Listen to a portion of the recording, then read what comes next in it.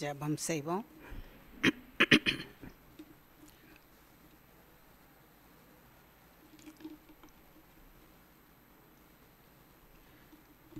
சர்வ வல்லமுள்ள தேவனே, சர்வ வல்லமுள்ள தேவனே, சர்வ வல்லமுள்ள தேவனே, சர்வ வல்லமுள்ள தேவனே, சர்வ வல்லமை உள்ளவர், எங்கள் பேரில் பிரியம் வைத்து எங்களை சிருஷ்டித்து உம்முடைய நாம மகிமைக்காக வாழ்ந்திருங்கள் என்ற ஆண்டவரே, எங்களை பாதுகாத்து கொண்டு இருக்கிறவரே, உமக்கு கோடி கோடி ஸ்தோத்திரம். சிருஷ்டித்தவரும் உருவாக்கினவரும் பாதுகாக்கிறவரும் நன்மை செய்கிறவரும் சத்ருவுக்கு விலக்கி காக்கிறவரும் பறந்து காக்கிற பட்சியைப் போல எங்களை பாதுகாத்து எங்கள் மேலே ஆதரவாக இருக்கிறவருமாகிய எங்கள் சர்வ வல்லமுள்ள தேவனே, உமக்கு கோடான கோடி ஸ்தோத்திரம் செலுத்துகிறோம்.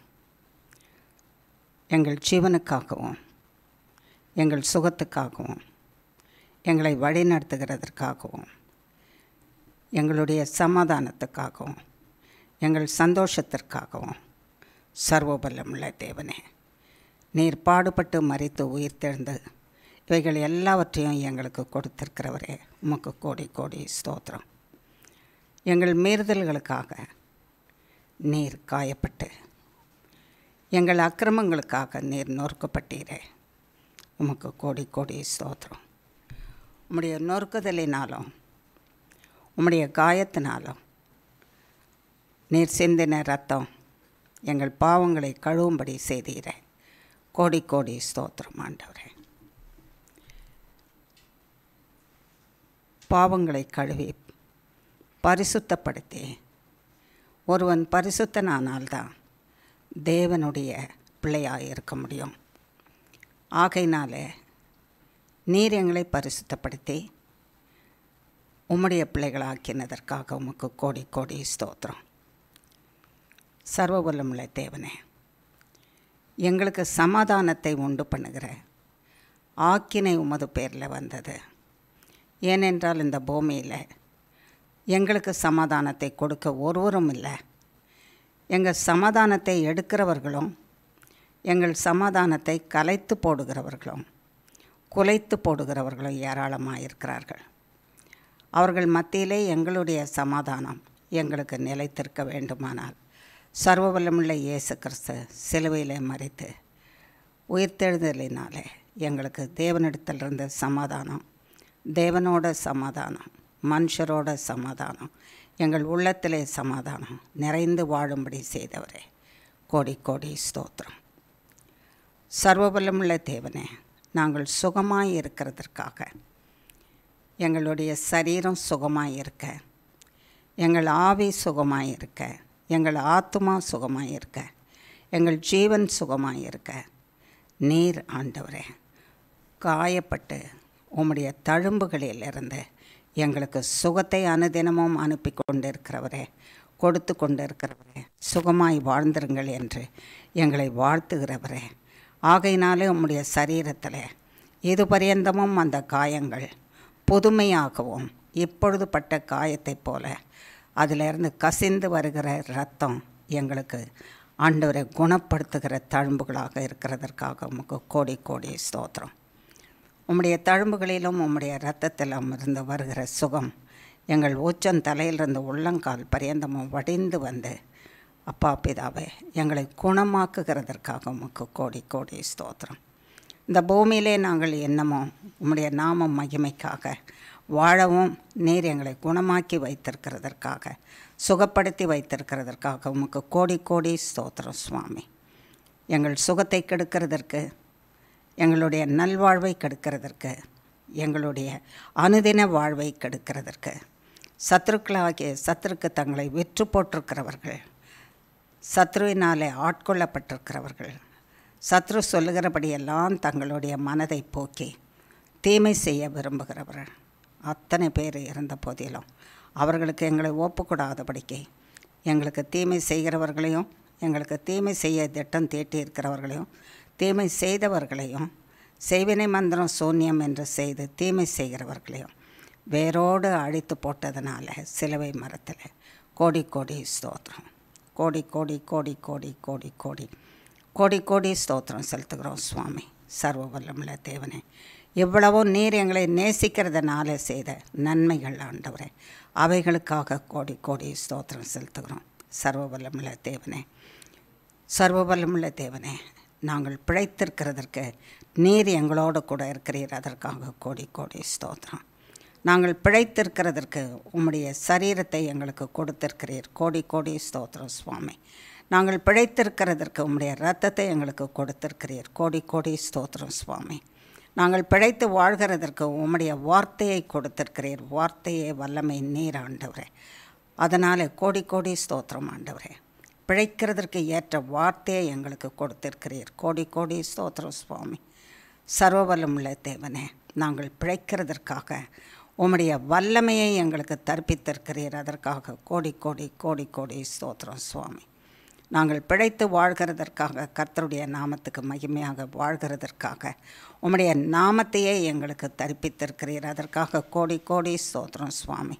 உம்முடைய நாமம் தர்ப்பிக்கப்பட்டிருக்கிற எங்களுக்கு சத்துருக்கள் ஆண்டவரே, சத்ருவும் சத்துருக்களும் சத்ருவின் சேனையும் பயந்து நடுங்கி ஒன்றுமில்லாமல் போகத்தக்கதாக உம்முடைய நாமம் அத்தனை வல்லமை உள்ளதாக இருக்கிறதுனால அந்த நாமத்தை எங்களுக்கு தர்ப்பித்திருக்கிறீர், அதற்காக கோடி கோடி ஸ்தோத்திரம் சுவாமி. சர்வ வல்லமுள்ள தேவனே, எங்களுக்கு எதிராக வருகிற ஒரு வழியாய் வருகிறவர்கள் 7 வழியாய் ஓடி போகத்தக்கதாக உம்முடைய நாமத்தின் வல்லமையை தர்ப்பித்திருக்கிறதற்காக உமக்கு கோடி கோடி ஸ்தோத்திரம் சுவாமி.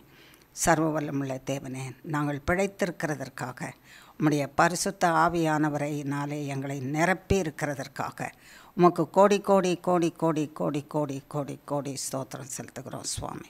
சர்வ வல்லமுள்ள தேவனை, எல்லாவற்றுக்கும் மேலாக நாங்கள் பிழைத்து வாழ்கிறதற்காக சர்வ வல்லமுள்ள தேவனே, இயேசு கிறிஸ்துவையே எங்களுக்கு கொடுத்த இயேசு கிறிஸ்துவும் பிதா குமாரன் பரிசுத்த ஆவியானவரும் எங்கள் உள்ளங்களிலே வாசமாய் இருக்கத்தக்கதாக எங்களை உம்முடைய இரத்தத்தினாலே கழுவி நீர் வசிக்கிற ஆலயமாக எங்களை மாற்றி இருக்கிறதற்காக கோடி கோடி கோடி கோடி கோடி கோடி ஸ்தோத்திரம் சுவாமி.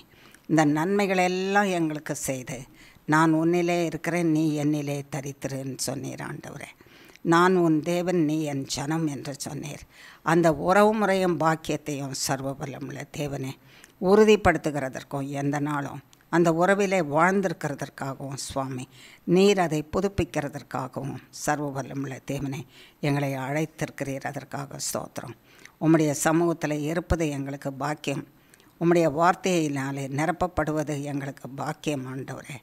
உம்முடைய வார்த்தையினாலும் நாமத்தினாலும் உம்மாலும் நாங்கள் நிரப்பப்படுவது எங்களுக்கு ஜீவன் ஆண்டவரே, எங்களுக்கு வாழ்வு. அதற்காக கோடி கோடி ஸ்தோத்திரம். நீர் அப்படி நிரப்பி எங்களை வாழ செய்வீராக. எஞ்சி உள்ள காலமெல்லாம் உம்மாலே, உம்முடைய ஆவியினாலே, வார்த்தையினாலே, வல்லமையினாலே, உம்முடைய நாமத்தினாலே, உம்மாலே, உம்முடைய சரீரத்தினாலே, உம்முடைய இரத்தத்தினாலே எங்களை நிரப்பி பாதுகாத்துக்கொள்ளும் சுவாமி. இவைகளினாலே நாங்கள் நிரப்பப்படும்போது எங்கள் ஆவி, ஆத்மா, சரீரம், சிந்தை சகலமும் எங்கள் ஜீவன், நாங்கள் வசிக்கிற இடம், இருப்பிடம், சுற்றுப்புறம் எல்லாம் ஆண்டவரே தேவனாலே ஆசீர்வதிக்கப்பட்டு காக்கப்படுகிறதா இருக்கிறது. அதற்காக கோடி கோடி கோடி கோடி கோடி கோடி ஸ்தோத்திரம் சுவாமி. சர்வ வல்லமுள்ள தேவனே, இந்த பாதுகாப்புக்குள்ளே எங்களை வைக்கிறதற்காக வா என்று அழைத்தீர் ஆண்டவரே. என்னிடத்திலே வா, என்னை நோக்கி கூப்பிடு. என்னிடத்திலே வா, என்னை நோக்கி கூப்பிடு. என்னிடத்தில் வருகிறவனை நான் புறம்பே தள்ளுவதே இல்லை. என்னை நோக்கி கூப்பிடுகிறவனுக்கு நான் பதில் கொடுப்பது அதிக நிச்சயம். என்னை நோக்கி கூப்பிட்டு தங்கள் வேண்டுதலையும் விண்ணப்பங்களையும் என் முன்னிலையில் சமர்ப்பிக்கிறவர்களுக்கு அதை நான் அனுக்கிரகிப்பது அதிக நிச்சயம். ஆகையினாலே என்னை நோக்கி வா வா, என்னை தேடி வா என்று அழைத்த சர்வ வல்லமுள்ள தேவனே, நாங்கள் உம்மிடத்தில் வந்திருக்கிறோம் சுவாமி. சர்வ வல்லமுள்ள தேவனே, நாங்கள் உம்மை நோக்கி வந்திருக்கிறோம். சர்வ வல்லமுள்ள தேவனே, உம்முடைய சமூகத்துக்கு வந்திருக்கிறோம். சர்வ வல்லமுள்ள தேவனே, நீர் எங்கள் தேவன் என்று தேடி உம்மிடையில் வந்திருக்கிறோம் சுவாமி. உம்முடைய மகா பிரசன்னம் எங்கள் அத்தனை பேரிலும் இருப்பதாக. வந்திருக்கிற ஒவ்வொருவர் பேரிலும் உம்முடைய மகா பிரசன்னம் இருப்பதாக. வந்திருக்கிற ஒவ்வொருவர் பேரிலும் உம்முடைய மகா பிரசன்னம் பரிசுத்த ஆவியானவருடைய நிறைவு நிறைந்திருப்பதாக சுவாமி. வந்த வண்ணமாக வந்தவர்கள் போகாதபடிக்கு உம்மை பெற்றுக்கொண்டவர்களாக போகவும் சுவாமி. ஆண்டவரே, வந்த வண்ணமாக சரீரத்தில் சுகவீனமாக வந்திருந்தால் ஆண்டவரே சுகம் பெற்றவர்களாக போக கிருபை செய்தரலும் சுவாமி. சமாதானம் இல்லாதவர்களாய் வந்திருந்தால் சமாதானத்தை பெற்றுக்கொண்டு போக கிருபை செய்யுங்க சுவாமி. சர்வ வல்லமுள்ள தேவனே, குறைவுள்ளவர்களாய் வந்திருந்தால், எந்தெந்த துறையிலே குறைவுள்ளவர்களாய் வந்திருந்தாலும் நிறைவாய் அவர்கள் கர்த்தர் மூலமாக பெற்றுக்கொண்டு போக கிருபை செய்யும் சுவாமி. வந்தவர்கள் வந்த வண்ணமாக அல்ல, உம்மை பெற்றுக்கொண்டு உம்மோடு கூட போனால் சகலமும் A to Z என்றிருக்கிற சகல தேவைகளையும் சகல ஆசீர்வாதங்களையும் கொடுத்து ஆசீர்வதிக்கிற சர்வ வல்லமுள்ள தேவனாய் அவர் இருந்துட்டால் போதும் சுவாமி. நீர் ஒருவர் இருந்தால் போதும், உம்மை பெற்றுக்கொண்டு போவார்களாக. பெற்றுக்கொண்டு போய் அவர்கள் அவரவர் ஸ்தானத்திலே அவர்கள் வாழ்ந்து கர்த்தருடைய நாமத்தை மகிமைப்படுத்துவார்களாக. ஒவ்வொருவரையும் நீர் கர்த்தருடைய நாமத்தை மகிமைப்படுத்துகிறதற்காக தான் சிருஷ்டித்திருக்கிறீர் ஆண்டவரே. ஆகையினாலே நாங்கள் உம்மை மகிமைப்படுத்தத்தக்கதாக சர்வ வல்லமுள்ள தேவனே எங்களோடு கூட இருப்பீராக. ஆலோசனை கர்த்தராக இருப்பீராக. வழி நடத்துவீராக, பேசுவீராக, கரம் பிடித்து நடத்துவீராக. பயப்படாதே, நான் உனக்கு துணை நிற்கிறேன் என்று சொல்வீராக. உலகத்தின் முடிவு பரியந்த எங்களோடு கூட இருப்பீராக. இப்பொழுதும் வாரும் பரிசுத்த ஆவியானவரே, நீர் பேசும், நாங்கள் கேட்கட்டும். வார்த்தைகள் தேவனுடையது, அதை பிட்டு கொடுக்கிறவர் பரிசுத்த ஆவியானவர். அப்பொழுது தான் அந்த வார்த்தை எங்களுக்குள்ளே போய் ஆவி, ஆத்மா, சரீரம், சிந்தையை, ஜீவனையும் பரிசுத்தப்படுத்தி ஆரோக்கியப்படுத்தி பலப்படுத்தி ஸ்திரப்படுத்தி சீர்படுத்தி ஸ்திரப்படுத்தி நிலை நிறுத்தி சுகப்படுத்தி உம்மிலே பலங்கொண்டு வாழ கிருபை செய்யும். ஆகையினாலே பரிசுத்த ஆவியானவரே, நீர் ஆகாரத்தை பிட்டு எங்களுக்கு தாரோம். நாங்கள் புசித்து இந்த நன்மையை பெற்று உமக்கு மகிமையை வாழ கிருபை செய்வீராக. இந்த வாரும் பரிசுத்த ஆவியானவரே, நீரும் நானும் நாங்களுமாக பிதாவாகிய தேவனையும் குமாரனாகிய கிறிஸ்துவையும் பரிசுத்த ஆவியானவராகிய உம்மையும் மகிமைப்படுத்துவோமாக. இயேசு கிறிஸ்துவின் மூலம் ஜெபிக்கிறோம் பிதாவே. ஆமேன், ஆமேன், ஆமேன். கர்த்தருக்குள்ளே அன்பானவர்களே, திரும்பவுமாக தேவன் அவருடைய சமூகத்தில் நாம் கூடி வரும்படிக்கு செய்த தயவுக்காக அவருக்கு கோடி கோடி ஸ்தோத்திரம் செலுத்துகிறோம். கர்த்தருடைய கிருபை இல்லாவிட்டால், கர்த்தர் நம்மோடு இராவிட்டால் நாம் வாழ்ந்திருக்க முடியாது. கர்த்தருடைய கிருபை நம்மோடு இருக்கிறதுனால நாம் பிழைத்தோம், வாழ்ந்தோம், வளர்ந்தோம் இருக்கிறோம். கர்த்தருக்கு ஸ்தோத்திரம். இப்போ நம்மிடத்தில் கர்த்தர் வழக்கமாக பேசுகிற ஒரு நல்ல வார்த்தை, அவர் செய்வேன் என்று சொன்னால் கட்டாயமாக என்ன செய்திருவார். அவர் செய்யாததை சொல்லவே மாட்டார், செய்கிறதை மட்டும்தான் சொல்வார். ஆகையினாலே நமக்கு ஒரு ஆசீர்வாதமான வார்த்தையை நமக்கு கொடுத்துருக்கிறார். எசேக்கியேலின் புஸ்தகத்தில் 36ஆம் அதிகாரம் 11ஆம் வசனத்தில் நாம் இந்த கர்த்தர் நம்மிடத்தில் வழக்கமாக பேசுகிற வார்த்தையை பார்க்கிறோம்.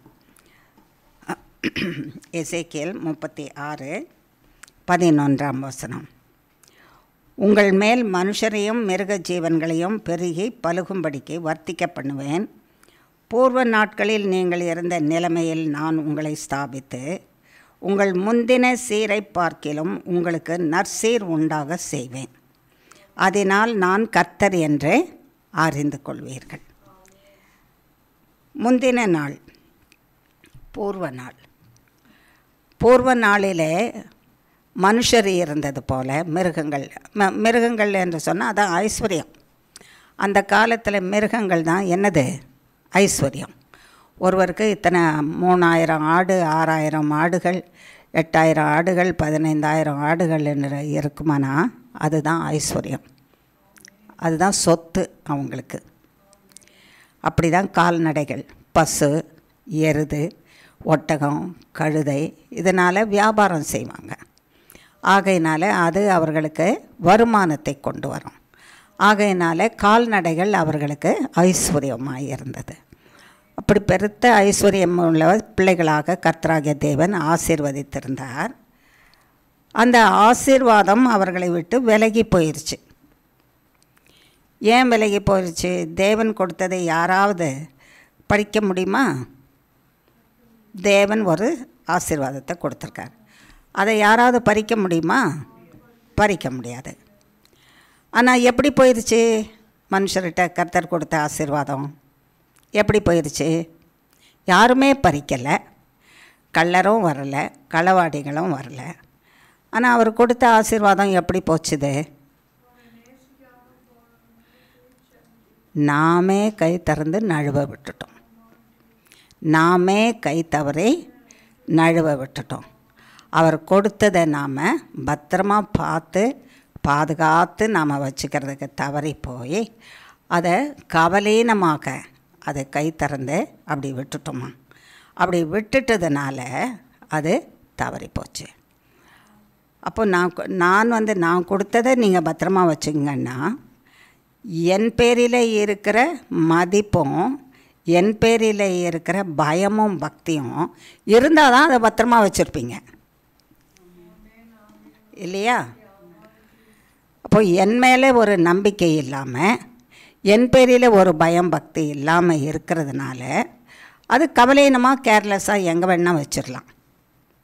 இதை பத்திரமா வச்சுருந்து கொடுங்கன்னு நம்ம ஒருத்தர்கிட்ட ஒரு பொருளை கொடுத்தோன்னா அது நம்ம மேலே அக்கறை இருக்கணும், அன்பு இருக்கணும், அடுத்தது அவங்களுக்கு கொடுக்கணுன்ற ஒரு பயமும் பக்தியும் இருக்கணும். அப்படி இருந்தால் அதை பத்திரமான இடத்துல கொண்டு போய் வச்சுருப்போம். அப்படி பத்திரமான இடத்துல வைக்காமல் என்ன பெருசு இருக்கட்டும், இங்கே தான், அது எங்கே போக போகுது அப்படின்னு நினச்சிட்டு இருப்போம். அது நமக்கே தெரியாமல் கை தவறி நழுவி வழுகி விழுந்து கீழே விழுந்து கட்டில் அடியிலையோ மேசை அடியிலையோ டேபிள் அடியிலையோ ஏதோ ஒரு அடியில் போய் மூலையில் மறைஞ்சு போயிருக்கோம். எங்கே என் ஆசீர்வாதம் என்று தேடினா இருக்காது நமக்கு. எங்கே சுகம், என்னுடைய சுகம் இல்லை. எங்கே என் சமாதானம் தேடுறேன் இல்லை. எங்கே என் சந்தோஷம் தேடுறேன் இல்லை. எங்கே போச்சு? நானே நழுவ விட்டுட்டேன். கர்த்தர் கொடுத்ததை என்னிடத்துலேருந்து யாரும் பறிக்கிறதுக்கு தேவன் அவ்வளோ லகுவாக சத்ருவுக்கு என்ன செய்கிறதில்ல, உத்தரவு கொடுக்கறதில்ல. நம்ம தான் அதை கவலீனமாக கொடுத்தவர் பேரில் இருக்கிற கவலீனம், பயம் பக்தி இல்லை. கொடுத்தவர் யார்? கர்த்தர். அவர் பேரிலே நமக்கு ஒரு பயமும் பக்தியும் இருக்குமானால் அதை இறுக பிடித்து கொண்டிருப்போமா? அவர் இருக்கிற வரைக்கும் அது நம்ம கூட இருக்கும். அவர் இல்லாட்டா அது நம்மை விட்டு விலகி போயிடும். அதை நேர்த்தியாக கர்த்தர் சொல்வார் வேத பகுதியில், சகரியாவின் புஸ்தகத்தில்.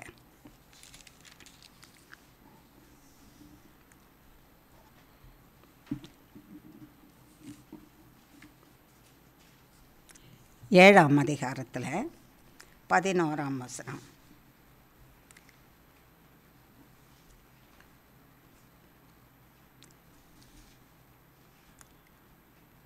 அவர்களோ கவனிக்க மனதில்லாமல் தங்கள் தோளை முரட்டுத்தனமாய் விலக்கி, அவர்களோ கவனிக்க மனதில்லாமல் தங்கள் தோளை முரட்டுத்தனமாய் விலக்கி கேளாதபடிக்கு தங்கள் செவிகளை அடைத்து கொண்டார்கள். 13ஆம் வசனத்தை 12ஆம் வசனமும் வாசிக்கிறேன். வேதத்தையும் சேனைகளின் கர்த்தர் தம்முடைய ஆவியின் மூலமாய் முந்தின தீர்க்கதரிசிகளை கொண்டு சொல்லி அனுப்பின வார்த்தைகளையும் கேளாதபடிக்கு தங்கள் இருதயத்தை வைரமாக்கினார்கள். வைரமாக்கினார்கள்னால் அதுக்குள்ளே எதுவுமே நுழையாது, அவ்வளோ ஸ்ட்ராங்கு. கர்த்தருடைய வார்த்தை நுழையக்கூடாதபடிக்கு இருதயத்தை அவ்வளவு கடினமாக்கிட்டாங்களாம் அவங்க, வைரமாக்கினார்கள்.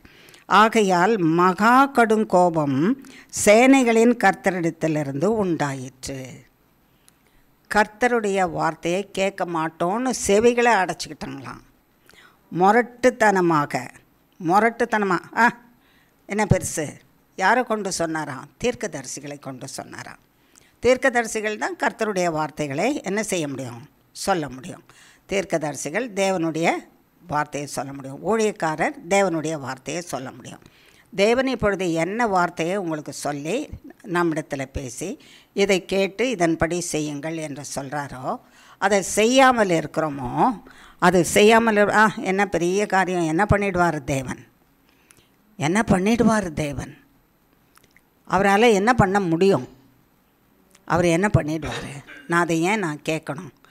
அவர் சொன்ன காரியத்தையே நான் அவருக்கே நான் வித்தியாசமாக திருச்சி கூட நான் என்ன பண்ணலாம், பண்ணிவிட்டு நீங்கள் சொன்னது இப்படி தான் நான் நினச்சேன் ஆண்டவரேன்னு சொல்லலாம். அவர் மேலேயே போட்டுடலாம்ல பழிய. ஏன்னா இந்த ரத்தம் தானே நமக்குள்ளே ஓடுது.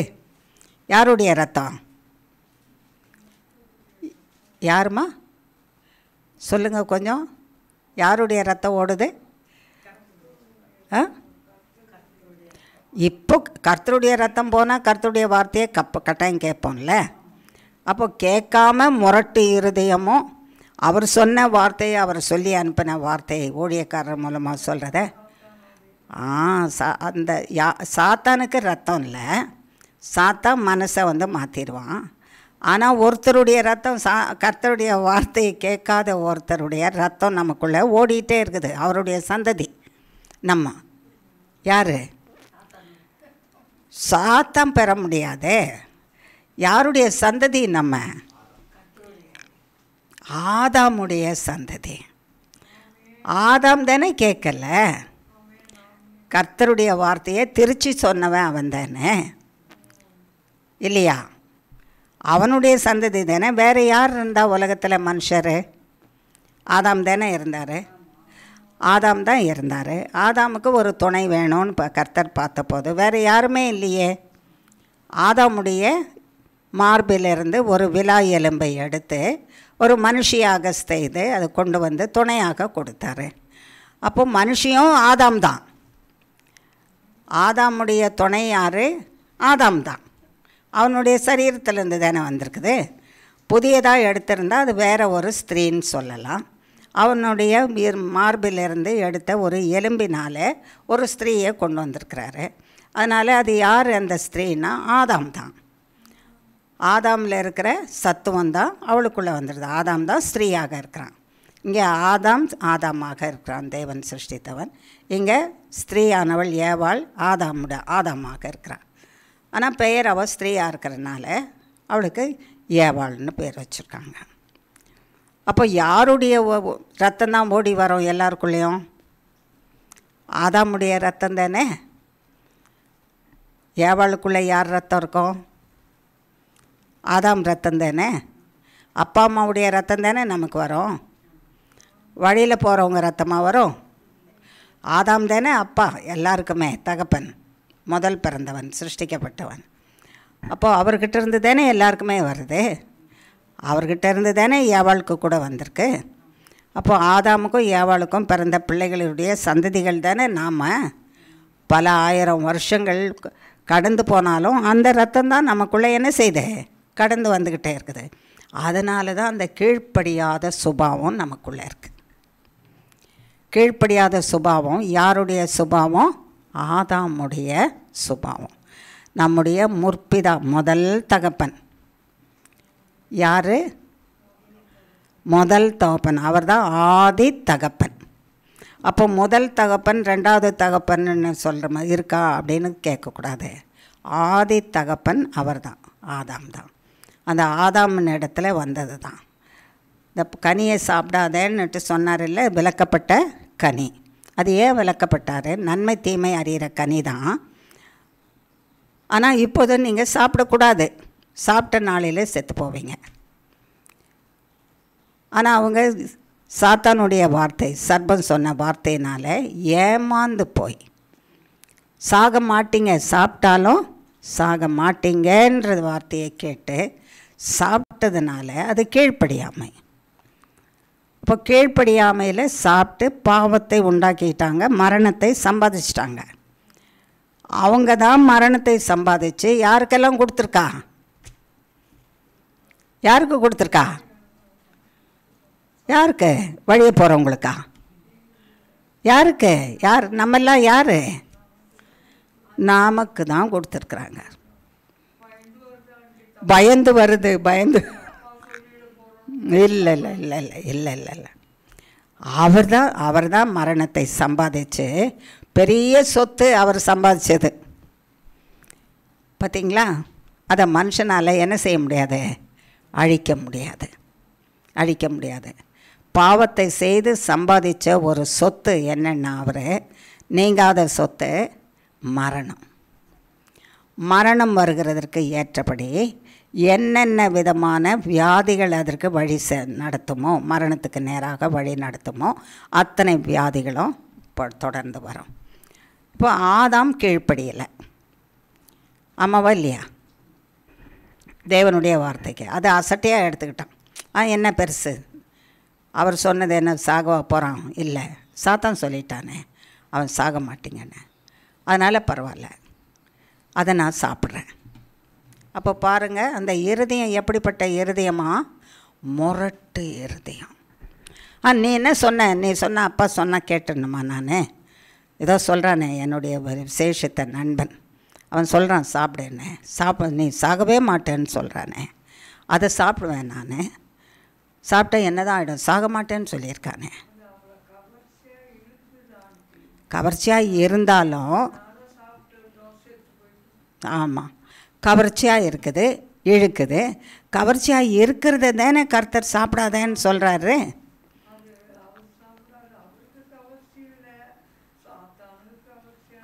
சாத்தானுக்கு கவர்ச்சி இல்லை, சாத்தானுக்கு கவர்ச்சி இல்லை. அவனுக்கு தெரியும் அது சாப்பிட்டா செத்துருவாங்கன்னு பொய் சொல்லி தேவனுடைய பிள்ளைங்களை சாக வைக்கணுன்றதுக்காக பொய் சொன்னான். பொய். கர்த்தர் எதை செய்யாதேன்னு சொன்னாரோ அதை செய் என்று சொல்லுகிறவர் சாத்தான். ஆமாம், அவன் வார்த்தைக்கு நம்ம கவர்ந்து போயிடக்கூடாது, கவரப்பட்டு போயிடக்கூடாது, இழுக்கப்பட்டு நம்ம போயிடக்கூடாது. ஆகையினால நீங்கள் பார்த்தீங்கன்னா அந்த சுபாவம் நமக்கு வந்துக்கிட்டே இருக்குது. அதை சாப்பிடாதேன்னு சொன்னால் இருதயத்தை வைரமாக்கிட்டாங்களாம். கேட்க மாட்டேன், நீ என்ன சொல்கிறது எனக்கு வேண்டியதில்லை. நீ சொல்கிறது உண்மைதானா, நான் எப்படி நம்புறது? எவ்வளோ நாள் நான் சாப்பிடாமல் இருக்கிறது? நீ உயிரோடு இருக்கிற வரைக்கும் சாப்பிடாம இரு, நீ சாப்பிட்டா தான் செத்து போயிடுவிய.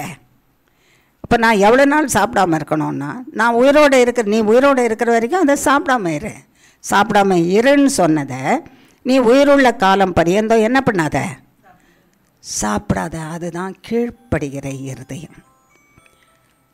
நான் எத்தனை நாள் சாப்பிடாமல் இருக்கிறது? 60 வருஷம் சாப்பிடாமல் இருந்துட்டேன், 70 வருஷம் சாப்பிடாமல் இருந்துட்டேன். 80வது வருஷம் சாத்தான் அப்படி ஒரு சோதனையை கொடுத்துருக்கான், சாக மாட்டேன்னு. அதானே இவ்வளோ வருஷமும் நான் சாகலைன்னா சாப்பிடாததுனால தான் சாகலை. அதானே சத்தியம். சத்தியத்தை தானே மனசில் வச்சுக்கணும். சத்தியத்தை மனசில் வச்சுக்காம சாப்பிடாததுனால நான் சாகலைன்னு என்பதை தெரிஞ்சு கொள்ளாமல் இவ்வளோ நாள் நான் உயிரோடு தானே இருந்திருக்கேன். அப்போது சாத்தான் சொல்கிறபடி நான் சாப்பிட்டாலும் என்ன செய்வேன்? உயிரோடு இருப்பேன். தப்பிதமான கருத்து. அதுதான் தேவன் சொன்ன வார்த்தைக்கு எதிர்த்து நிற்கிறது. அந்த இருதயம் வைரமாக போயிடுச்சான். கொஞ்சம் கூட உள்ளே போய் வேலை செய்ய முடியலை. இவ்வளோ நாள் இருந்தேன் நான், உன் உயிர் உள்ள வரைக்கும் அப்படியே தான் இருக்கணும். இடையில இவ்வளோ நாள் இருந்துட்டேன், நான் இப்போ கொஞ்சம் அதை செய்கிறேன்னு சொல்லுவோமானா அழிஞ்சு போயிடுவோமா. அதனால் முரட்டாட்டம் பண்ணுகிறவர்களாக இருந்தாங்களாம். கேட்க மாட்டோம் கர்த்தருடைய வார்த்தைன்னு கேட்டான். ஆகையினால கர்த்தருக்கு கடும் கோபம் உண்டாகி கர்த்தரை என்ன செய்துட்டாராம் பாருங்கள். 13ஆம் வசனம் வாசிக்கிறேன். ஆதலால் நான் கூப்பிட்ட போது அவர்கள் எப்படி கேளாமல் போனார்களோ அப்படியே அவர்கள் கூப்பிட்ட போது நானும் கேளாமல் இருந்தேன். நான் கூப்பிட்ட போது அவங்க எப்படி இருந்தாங்க? கேட்காம இருந்தாங்க. அதே போல் அவங்க என்னை நோக்கி ஒரு அவசரம், கஷ்டம் நஷ்டம் வராமல் இருக்குமா மனுஷனுக்கு? வரத்தானே செய்யும். இப்போ நாங்கள் வரும்போது ஒரு நபர்கிட்ட பேசிட்டு வந்தேன்.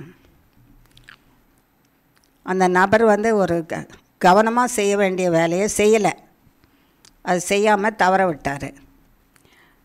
அப்போ அவர்கிட்ட கேட்டேன், என்னப்பா கவலையா?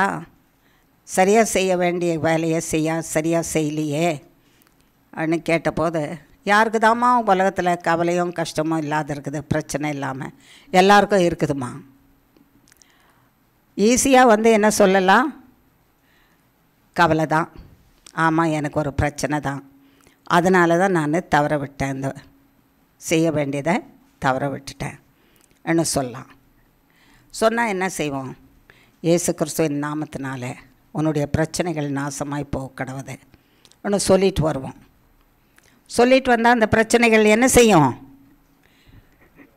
நாசமாய் போக கடவுதுன்னா என்ன செய்யும்? பிரச்சனைகள் நாசமாக தான் போயிடும். அவங்கக்கிட்ட நாசமாக போயிடும். எல்லாருக்கும் தாம்மா பிரச்சனை இருக்குது, யாருக்கு தாம்மா பிரச்சனை இல்லை? உலகத்தில் எல்லாருக்கும் தான் பிரச்சனை இருக்குது, பிரச்சனை இல்லாதவங்க யாரும் இல்லை. இப்படி சொன்னால் அவங்களுக்கு ஒரு நன்மை செய்கிறதுக்கு வாய்ப்பு இருக்கா? வாய்ப்பு இல்லைல்ல. அதுதான் கடினமான இருதயம், ஏற்றுக்கொள்ள முடியாத இருதயம். ஆமாம், ஒரு பிரச்சனை தாம்மா, அதனால தான் தவறி விட்டுட்டேன் நான் சொன்னால் கர்த்தருடைய கிருபை இறங்கி வரவங்க. இணக்கமான இருதயம், கீழ்ப்படுகிற இருதயம், கர்த்தர் எனக்கு துணை வேணும்னு கேட்குற இருதயம், அப்போ அவர் இறங்கி வந்து உதவி செய்வார். ஆமாம், எல்லாருக்கும் தான் இருக்குது பிரச்சனைனா சரி, பிரச்சனையை அனுபவிச்சுட்டு போ. இறக்கி வைக்கிறவர் கேட்குறாரு, உன் பிரச்சனையை இறக்கி வைக்கிறவர் உன்னை பார்த்து கேட்குறாரு, உனக்கு பிரச்சனையா சொல்லு. இறக்கி வைக்கிறவர் தானே கேட்பார். தலையில் ஒரு பாரத்தை தூக்கிட்டு வரோம், நம்ம ரொம்ப பாரமாக இருக்கா, சுமையாக இருக்கா அப்படின்னு யாராவது ஒருத்தர் கேட்டால் ஒருவேளை அவங்க கொஞ்சம் நம்ம சுமையை சுமந்துக்கலான்னு கூட கேட்டிருப்பாங்க இல்லையா? எல்லாருக்கும் தான் சுமை, என்னமோ பெருசாக கேட்க வந்த உன் வேலையை பார்த்துட்டு போன்னு சொன்னால் என்ன செய்வாங்க? நம்ம பாரத்தை நம்ம தான் சுமந்துட்டு போனோம். சுமக்க அனுப்புனவரை கூட நம்ம என்ன செய்கிறோம்? புறக்கணிச்சிடுறோம், உதாசீனம் பண்ணிடுறோம். ஆகையினால கர்த்தர் அப்படிப்பட்ட இருதயத்தை தான் பார்த்து என்ன சொல்கிறாராம்? முரட்டாட்டம் உள்ள இருதயம், கடினமான இருதயம், வைரம் ஏறின இருதயம். வைரம் ஏறி போச்சுன்னா அது ஒரு நாளும் திரும்ப சரிப்படாது. சாரின்னு சொல்ல வராது, தேவனிடத்தில் வராது. அப்போது அது அழிந்து தானே போகும். அப்படிப்பட்டவங்களாக இருந்தீங்க. அந்த நேரத்தில் கூட நான் உங்களுக்கு என்ன சொன்னேன்? அது செய்யாத, பேசாத, போகாத, அந்த காரியத்தில் ஈடுபடாத அப்படின்னு நான் சொல்லிகிட்டே இருந்தேன். நீங்கள் கேட்கல. இப்போ நீங்கள் கேட்காதனால நான் விட்டுட்டேன். நீங்கள் போன வழியில் போனீங்க, எல்லாம் இழந்துட்டீங்க, நஷ்டப்பட்டு போயிட்டீங்க. விழுந்தீங்க, அடிபட்டது, காயமாயிருச்சு, ஆஸ்பத்திரியில் இருக்கிறீங்க, வலிக்குது, ஆண்டவரே என்னை காக்க மாட்டீரா அப்படின்னு கூப்பிடுறீங்க. இப்போ கூப்பிடும்போது நான் என்ன செய்வேன்? கண்டுக்கிடவே மாட்டார். நான் கூப்பிடும்போது நீ என்ன பண்ணல? கேட்கல. இது எல்லாம் நடக்கும் உனக்கு. ஆகையினால செய்யாத, பேசாத, போகாத, நடந்துக்காத அப்படின்னு நான் சொன்னேன். அப்போ கூப்பிடும்போது நீ கேட்காம இருந்தல்ல.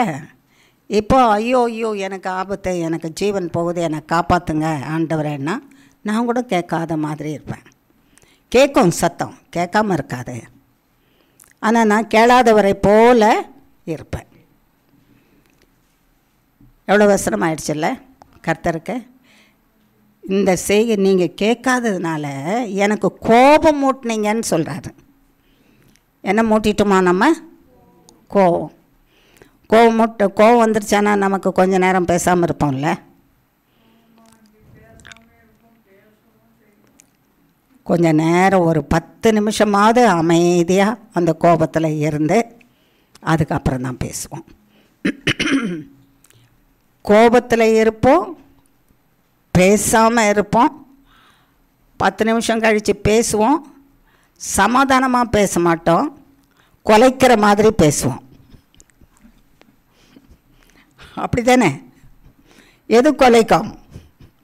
அது சொல்லக்கூடாது. நம்ம அந்த பொண்ணான வார்த்தையெல்லாம் நம்ம என்ன செய்திடக்கூடாது, சொல்லிடக்கூடாது.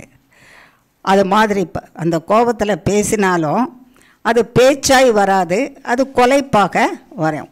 கொலைக்கிறாங்க அப்படின்னு வந்துடும். ஆனால் கர்த்தர் அப்படி கொலைக்கிறது இல்லையா? நம்மகிட்ட அமைதியாக இருந்துருவாராம். இனி ஒரு நாளும் நான் சொன்னதை செய்யாதபடிக்கு வழுவி விட்டுடாதீங்க என்றதை தெரிஞ்சுக்கிற வரைக்கும் இனி ஆண்டவரே நீங்கள் சொன்னதை செய்யாமல் இருக்கவே மாட்டேன்.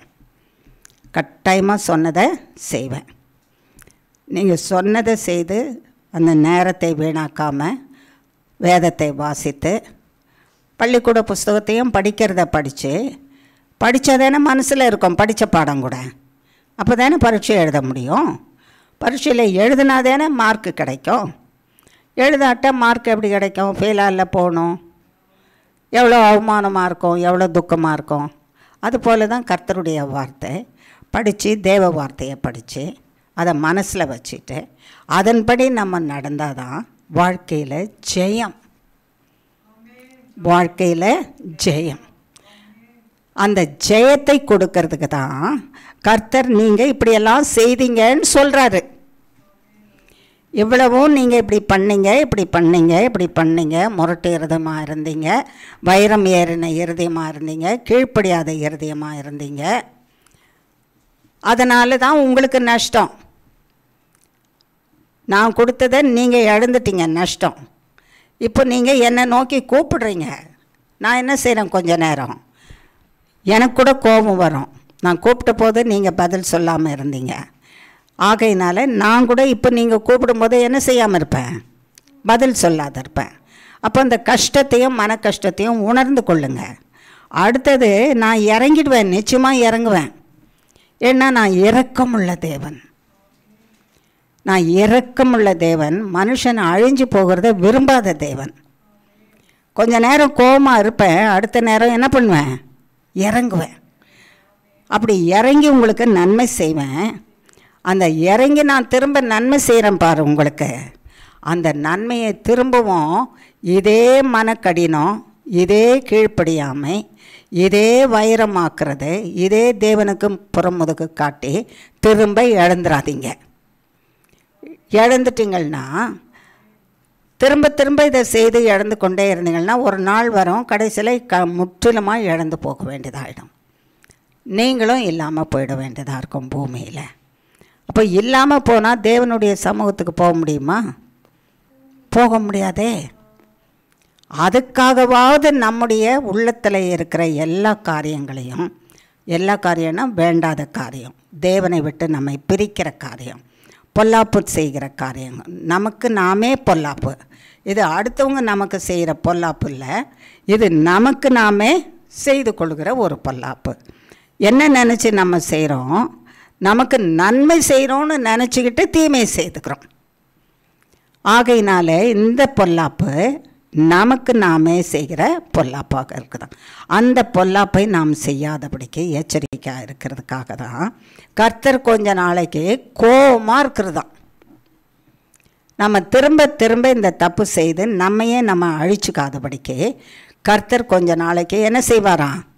கோபமாக இருப்பாராம், பதில் கொடுக்காமல் இருப்பாராம். பதில் கொடுக்காமல் இருக்கிறது எதுக்காக? முற்றிலுமாய் நாம் அழிஞ்சு போகாமல் இருக்கிறதுக்காக மௌனமாக இருக்கிறாராம். கோபமாகவும் இருக்கிறாரு, மௌனமாகவும் இருக்கிறாரு, பதில் சொல்லாமலும் இருக்கிறாரு. காரணம் என்ன? நீ முற்றிலுமாய் அழிஞ்சு போகாதபடிக்கு.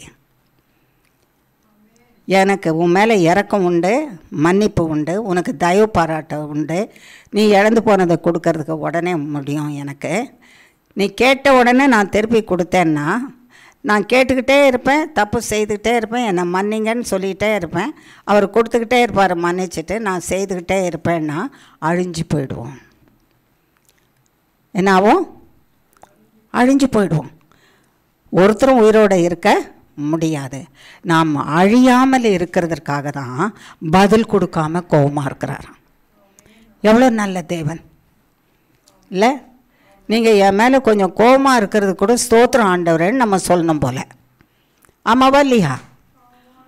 ஏன்னா கோபமாக இருந்துட்டு அமைதியாக விட்டுட்டிங்களே. கோபமாக இருந்து நீங்கள் ரொம்ப கோபம் வந்துச்சானா என்ன பண்ணிவிடுவீங்க? என்ன அழிச்சிடுவீங்கல்ல.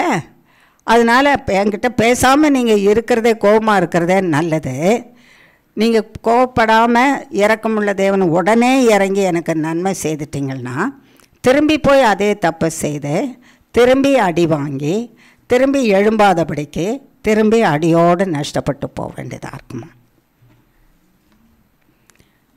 நல்ல தேவன் தானே. எதை செய்தாலும் அவர் பிள்ளைகளுக்கு என்னவாக தான் செய்கிறாராம்? நன்மையாக தான் செய்கிறாராம். அவர் கோபப்பட்டாலும் நன்மை தானா?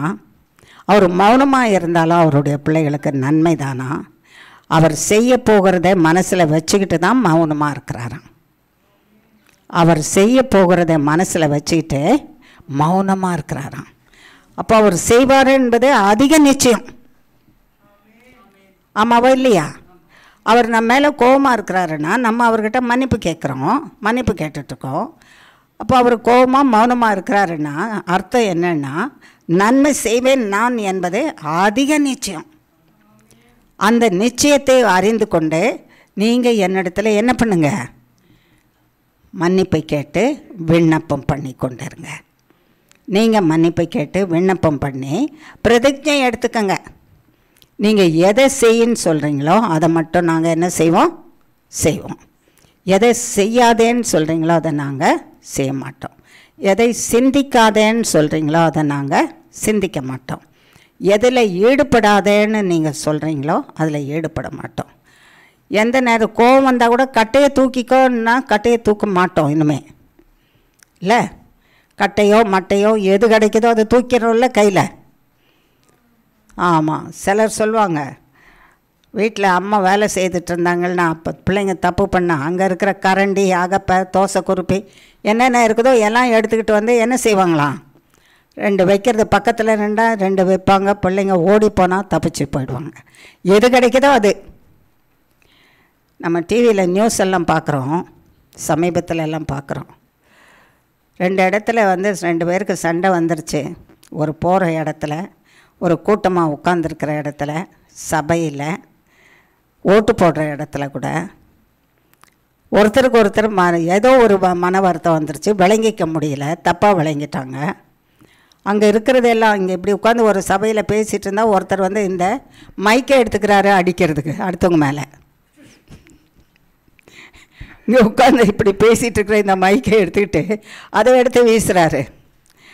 அதுக்கப்புறம் அங்கே வந்து பேப்பர் வெயிட்டுன்னு வச்சுருப்பாங்களா, அதை தூக்கி வீசுகிறாங்க. அடுத்தது சேரை எடுத்துக்கிறாங்க, ஒருத்தர் உடச்சி, ஒருத்தர் மேலே ஒருத்தர் என்ன செய்கிறாங்க, சேரை எடுத்து போட்டு உடச்சி, சேரையும் உடைக்கிறாங்க, மனுஷனுடைய மண்டையும் உடைக்கிறாங்க. அதுலேருந்து ரத்தமும் என்ன செய்யுது, வடியுது. பார்த்திங்களா மனுஷன் என்ன செய்கிறான்னு? இல்லையா? கர்த்தர் அப்படி செய்கிறாரா? ஆமாம், கர்த்தர் அப்படி செய்கிறாரா? மண்டையை உடைக்கிறாரா? செய்யாமல் விட்டுறாரு. மண்டையை உடைக்கிறத பெட்டருன்னு நினைக்கலாம் போல இருக்குதுன்னு அது சொல்லிட்டோன்னு வச்சுக்கோங்க, மண்டையை உடைச்சிவிடுவார். வேண்டாம், மண்டை உடைப்படாமல் இருக்கிறதே நல்லது.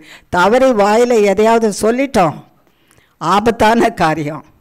எதை சொல்லணுமோ அதை மட்டும்தான் என்ன செய்யணும், சொல்லணும். மண்டை உடையதிலே நல்லாயிருக்கும் போலன்னு சொல்லிட்டோம், அவ்வளோதான், மண்டையை உடைக்க விட்டுருவார். நம்ம மண்டை உடைஞ்சால் ரொம்ப ஆபத்து. ஆமாவா இல்லையா? செய்யாமல் அவர் இருந்தாலும் செய்துருவார். மண்டை உடைஞ்சா ஆபத்து இல்லை. நீங்கள் கோபமாக இருந்தாலும் எங்கள் மண்டையை உடைச்சிடாதீங்க ஆண்டவரே அப்படின்னு தான் கேட்கணும். ஆமாவா இல்லையா? சொல்லிடலாமா? கர்த்தராகிய இயேசு கிறிஸ்துவே, நீர் எங்கள் பேரிலே கோபமாக இருந்தாலும் எங்கள் மண்டையை உடைச்சிடாதீங்க, எங்களை அழிச்சிடாதீங்க, உங்கள் கோபத்தை எங்கள் மேலே இருந்து நீக்கிடுங்க, எங்களுக்கு அன்பு செய்யுங்க, சீக்கிரமாக செய்யுங்க, இப்பொழுதே செய்யுங்க. உங்களையே நம்பிட்டுருக்குறோம். இயேசு கிறிஸ்துவின் நாமத்தினால கேட்கிறோம் பிதாவே. ஆமேன், ஆமேன், ஆமேன். தப்பிச்சோம், படிச்சிட்டோம். ஆமாவா? கேட்டுட்டோம்ல கர்த்தர்கிட்ட, அப்போ மன்னிச்சிடுவார்ல. ஆமாம், அதே தான் கர்த்தர் இங்கே சொல்கிறாராம். பாருங்கள், கேளாமல் போனீங்க, நான் கோவமாக இருந்தேன், என்னை கோவம் மூட்டிட்டீங்க, நான் அப்படி இருந்தேன் அப்படின்னு சொல்கிறாங்க இல்லை. 8ஆம் அதிகாரத்தில் 2ஆம் வசனம் வாசிக்கிறேன். நான் சீயோனுக்காக கடும் வைராக்கியம் கொண்டேன். சீயோன்னு சொல்கிறத இப்போ நம்ம தான் வச்சுப்போம். நம்ம தானே அவர்கிட்ட வசனத்தை கேட்க வந்திருக்கிறோம். நம்ம தானே 1-2 தப்பு செய்துட்டோம். நம்ம மேலே தானே கர்த்தர் கோபமாக இருக்கிறாரு. நம்ம அவர் சொல்லும்போது நம்ம இருதயத்தை வைராக்கியமாக வச்சுட்டு கேட்காம போயிட்டோம். அப்போது அதனால தானே கோபம் கொண்டார்.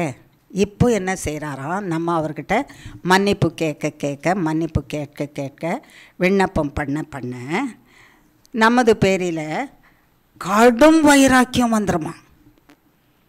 கடும் வைராக்கியம்னா என்ன? செய்தே முடிப்பேன். எவ்வளோ பெரிய நல்ல தேவன் பற்றியா.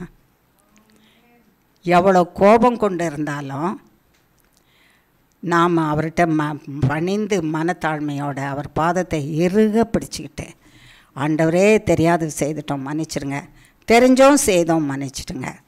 நீங்கள் சொன்னபடி எங்கள் இருதயம் வைராக்கியமாக இருந்தது, கீழ்ப்படியில் தப்பாகவே நாங்கள் புரிஞ்சுக்கிட்டு தப்பான விளக்கத்தை வேற கொடுத்தோம்.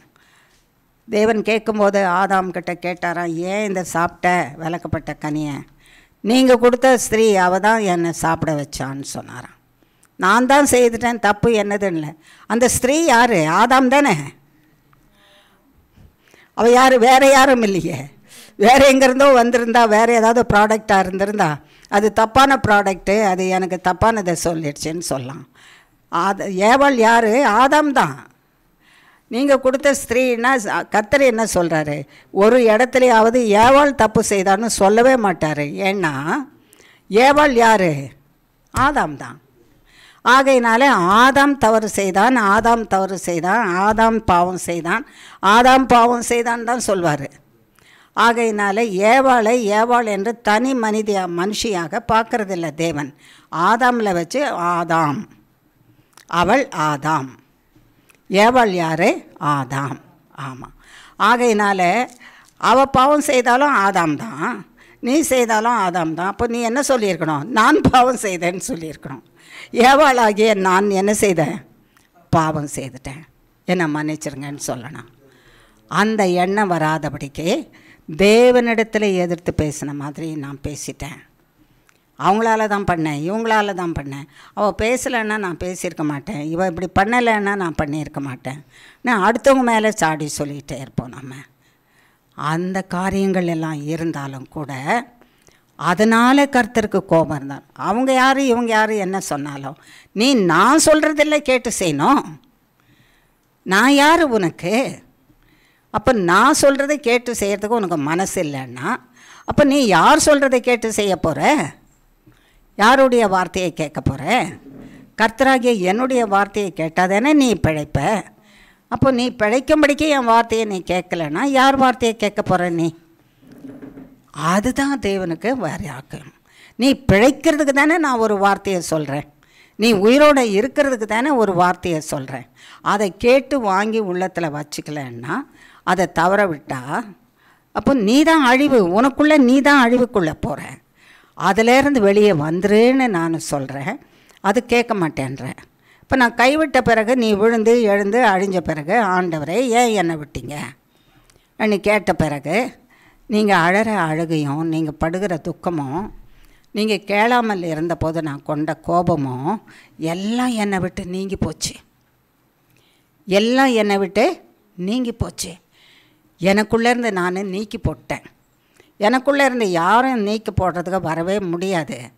நானே உன் பேரில் வச்சுருக்க அன்பின் நிமித்தமாக, நீ அழுகிற உன்னுடைய ஓலத்தின் நிமித்தமாக, உன் அழுகிற குரலின் நிமித்தமாக, உன் கண்ணீரின் நிமித்தமாக, உன்னுடைய மனம் திரும்புதலின் நிமித்தமாக, உன்னுடைய வருத்தத்தின் நிமித்தமாக ஆண்டவரே நான் செய்துட்டேன், தப்பு செய்துட்டேன், என்னை மன்னிச்சிருங்க நீ என்னை நோக்கி கூப்பிடுறதன் நிமித்தமாக நான் உனக்கு இறங்கி நன்மை செய்கிறதுக்கு தீர்மானம் பண்ணிட்டேன் மனசில்.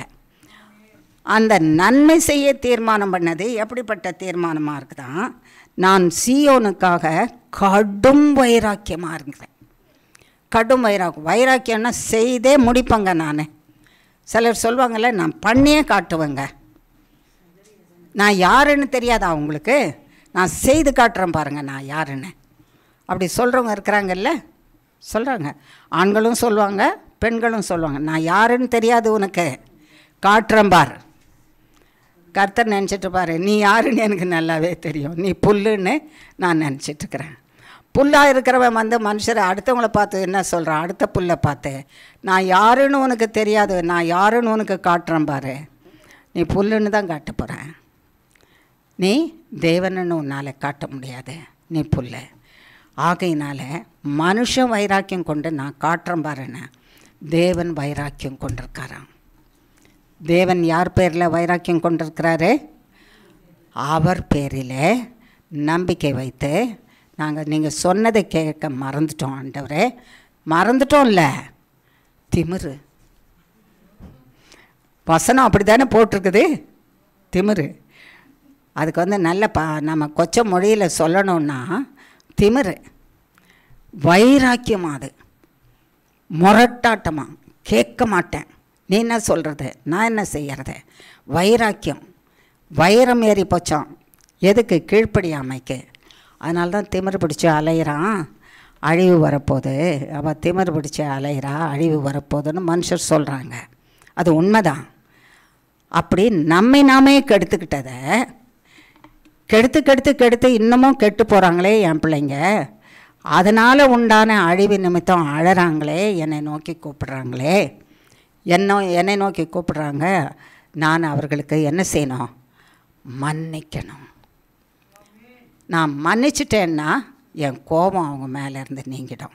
ஆகையினாலே அவர்களுக்கு நன்மை செய்கிறதற்கு கடும் வைராக்கியம். கடும் வைராக்கியம்னா செய்தே முடிப்பேன், யார் முன்னால் வந்தாலும் வெட்டி தள்ளிடுவேன். என் பிள்ளைக்காக யார் முன்னால் வந்தாலும் என்ன தள்ளுவேன், அவ்வளோதான். அதுதான் கடும் வைராக்கியம். அவங்கள பார்க்கவே மாட்டேன். என் பிள்ளைக்கு விரோதமாக நீ வந்துக்கிட்டே இருக்கிறியா, நான் முன்னால் போகிறேன், நான் என்ன பண்ணிகிட்டே போவேன், வெட்டி தள்ளிகிட்டே போவேன். தாவீது யுத்தத்துக்கு போகும்போதும், தாவீதனுடைய மனுஷர் யுத்தத்துக்கு போகும்போதும், யுத்தத்தில் உள்ளே நுழையும் போது பட்டயத்தை எடுத்துகிட்டு வெட்டிக்கிட்டே போவாங்களாம் சத்துருக்களை. அந்த வசனத்தை வாசிக்கும்போது அப்படியே வெட்டிக்கிட்டே போவாங்கன்னா அடுத்தவன் என்ன பண்ணுவான், அவனும் பட்டயத்தை வச்சுட்டு தானே இருப்பான். அவன் என்ன பண்ணுவான், பட்டயத்தை வச்சுட்ருக்கவன் என்னை வெட்டுடான்னு கழுத்தையாக கொடுப்பான். ஆனால் ஏன் இவங்க வெட்டிக்கிட்டே போகிறாங்க? ஆமேன். கர்த்தர் கூட இருக்கிறதுனாலும், கர்த்தரை அந்த பட்டயத்தில் பார்க்கறதுனாலையும், அவங்களால ஒன்றும் கையில் பட்டயம் இருந்தாலும் அவங்களால ஒன்றும் செய்ய முடியல. எதிர்த்து வர்றவங்க 10,000 லட்சம் பேராக இருந்தாலும் அவங்களால ஒன்றும் செய்ய முடியல. அவங்க குதிரைகள் கண் மயக்கம் வந்துடுது, அவங்களுடைய ரதங்களுக்கு கண் மயக்கம் வருது, ஏறி இருக்கிறவங்களுக்கு கண் மயக்கம் வருது, பட்டயங்கள் ஒன்றும் இல்லாமல் போகுது. காரணம் என்னென்னா கர்த்தருடைய கடும் வைராக்கியம். பட்டயங்களுக்குள்ளாக கடந்து போய் ஒருத்தரையும் விடாமல் வெட்டி தள்ளிக்கிட்டே போயிட்டாங்களாம். யுத்தம் முடிந்த பிறகு எண்ணி பார்த்தாங்களா, ஒருத்தர் கூட சாகலையாம் இவங்க பக்கம். கர்த்தருடைய மக்கள் ஒருத்தர் கூட சாகலையா, எல்லாரும் உயிரோடு இருந்தாங்களாம். ஒரு அல்லேலூயா சொல்ல மாட்டிங்களா? இதை கூடவா கேட்டு வாங்குவாங்க? அம்மா தாயே, ஐயா மாரே, ஆண்டவருக்கு ஒரு அல்லேலூயா போடுங்களே. இப்படி கெஞ்சியா கேட்கணும் உங்களை. ஒருத்தர் கூட சாகலையா, எல்லாம் உயிரோடு இருந்தாங்களாம். கர்த்தருடைய யுத்தம் அது. கர்த்தர் இருந்தாருன்னா இப்போ உங்களுக்காக கடும் வைராக்கியம் கொண்டு அவர் யுத்தம் பண்ணுறேன்னாருன்னா இப்போ நம்மளை எண்ணி பார்த்தா யாரும் என்ன செய்திருக்க மாட்டோம். அதுலேயே பட்டயத்திலே இருந்துட்டாங்க. தயவுசெய்து பட்டயத்தை விட்டு வந்துருங்க. இப்போது பட்டயம் முடிச்சிருச்சு காரியத்தை, யுத்தம் முடிஞ்சு போச்சு. அப்போது தேவ மனுஷருக்காக, தேவ பிள்ளைகளுக்காக கர்த்தர் யுத்தம் பண்ணி முடித்த பிறகு தேவ பிள்ளைகள் யுத்தத்தில் யாராவது செத்து போனாங்களான்னு எண்ணி பார்த்தாங்களாம். அவங்க சேனைகளில் ஒருத்தர் கூட குறையில, எல்லாரும் அப்படியே இருந்தாங்களாம். அப்பா கேட்டு வாங்காமல் சொல்லிட்டீங்க. Praise be to God. இதுதான் கர்த்தருக்கு சொந்தமான உரித்தான அல்லேலூயா. ஆமென். அப்படி தான் செய்வார். அவர் கடும் வைராக்கியம் கொண்டவராய் எழும்பின போது உனக்கு விரோதமாக வருகிற சகல காரியமும். அது ஏன் வந்தது? நான் அனுப்பலை, நீங்களே உண்டாக்கிட்டீங்க. ஆகையினால நான் கொஞ்ச நாள் கோபமாக இருந்தேன். நான் கோபமாக இருந்ததுக்கு கூட நீங்கள் என்ன சொல்லணும்னு சொல்கிறாரு கர்த்தர்? ஸ்தோத்திரம் ஆண்டவரே, 1000 கோடி ஸ்தோத்திரம் சொல்லணுமா? ஏன் நீங்கள் கோபமாக இருந்ததோடு நிறுத்திட்டீங்க? கோபமாக இருந்து என்ன பண்ணியிருக்கலாம், வெட்டி போட்டிருக்கலாம். அப்படி சொன்னீங்கன்னா போதும், எல்லா தலையும் துண்டாக போயிருந்திருக்கோம், வெட்டி போட்டிருக்கலாம். கோபமாக மட்டும் இருந்ததுக்காக ஸ்தோத்திரம் இல்லை? ஆமாவா இல்லையா? யாராவது இப்படி சொல்லுவாங்களா? இப்படி ஒரு பிரசங்கம் பண்ணுவாங்களா யாராவது அப்படின்னு நீங்கள் யோசிக்கலாம். அதுதான் சத்தியம். மறைந்திருக்கிற சத்தியத்தை நம்ம என்ன செய்யணும்? ஆமாம், அதை நம்ம வெளிப்படையாக அதை உணர்ந்து பார்க்கணும். மறைந்திருக்கிற சத்தியம். கோபமாக மட்டும் இருந்துட்டிங்களே ஆண்டவரே, அதுக்காக கோடி கோடி ஸ்தோத்திரம். கோபத்தினாலே எங்களை அழித்து தலையை துண்டாக வெட்டி போட்டிருந்தீங்கன்னா இன்றைக்கி யாருமே இருந்திருக்க மாட்டோம். ரெண்டாவது, அவர் கோபத்தில் வெட்டி போட்டிருந்தா, கோபம் நம்ம பாவத்தினால தானே வெட்டி போடுவார், கொன்று போடுவார். எங்கே போவோம்? தேவனுடைய சமூகத்துக்காக போவோம்? பரலோகத்துக்காக போவோம்? எங்கே போவோம்? எங்கே போவோம்? பாவம் செய்து கொன்று போட்டால் எங்கே போவோம்? பாவத்தினால செத்தா நரகத்துக்கு போவோம். நரகம் எப்படி இருக்கு? நேற்று ஒரு இடத்துக்கு போனோம், ஒரு திருமணத்துக்கு. அங்கே சர்ச்சில் உட்கார்ந்துருக்கும்போது நான் எஸ்தர்கிட்ட சொன்னேன், 5 மணி, மாலை 5 மணி, இவ்வளோ வெயிலாக இருக்குது, உட்கார முடியல. சர்ச்சில் ஃபேன் ஓடுது, வெளிப்புறமெல்லாம் நல்லா திறந்து தான் இருக்குது, ஆனால் உட்கார முடியல, வேர்த்து வேர்த்து கொட்டுது, தாங்க முடியல. அப்போ எஸ்தர்கிட்ட சொன்னேன், எஸ்தர், இந்த உஷ்ணமும் வெயிலுமே தாங்க முடியல, நரகம் எப்படி இருக்கும்னு. எது எப்படி இருக்கும்?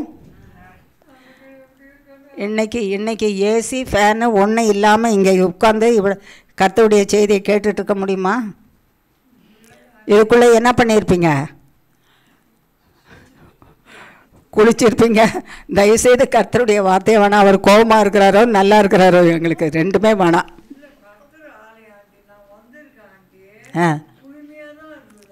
வந்தபோதே குளுமையாக இருந்துருச்சா?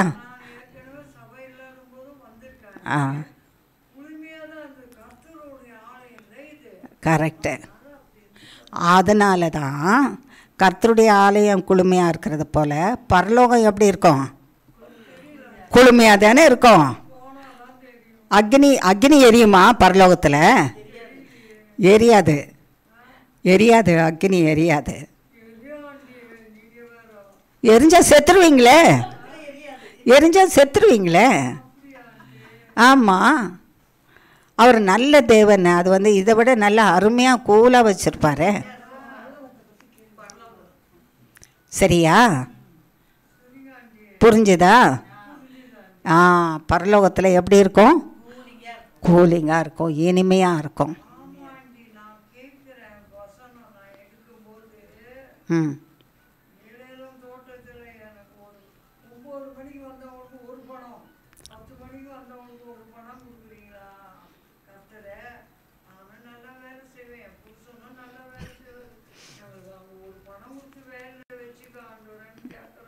கேட்குறீங்க? சரி.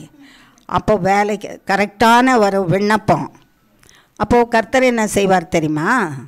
வேலைக்கு கூப்பிட்றவங்கள அங்கே வேலை தான் செய்ய சொல்வாரே தவிர இப்படியும் அப்படியும் திரும்பி இவங்க மேலே அவங்கள பார்த்து அவங்க பாரு சரியாக வேலை செய்யலை, அங்கே பாரு அவர் என்ன பண்ணின்னு இருக்கிறாங்க, அவரும் அந்த தோட்டத்தில் தானே இருக்கிறாரு, அது சரியாக வேலை செய்யலை பாரு, இவங்கள பாரு, இவங்க பாரு அங்கே பாரு தோண்டிகிட்ருக்குறாங்க, அவங்க சரியாக வேலை செய்யலை பாரு, அவங்க பாரு இப்படி பண்ணிகிட்ருக்காங்க. அதை பார்த்து அப்படி பேசவே கூடாது.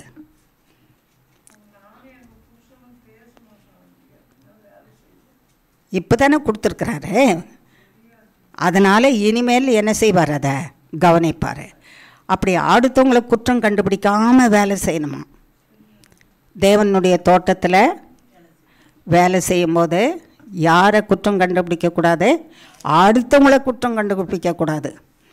கணவனாக இருந்தாலும், மனைவியாக இருந்தாலும், பிள்ளையாக இருந்தாலும், மருமகனாக இருந்தாலும், பேரப்பிள்ளையாக இருந்தாலும், சபைக்கு வந்தவங்களாக இருந்தாலும், அவங்க எப்படி இருக்கிறாங்க பாரு, அவங்க என்ன பண்ணுறாங்க பாரு, அதை பார்க்கவே கூடாதான்.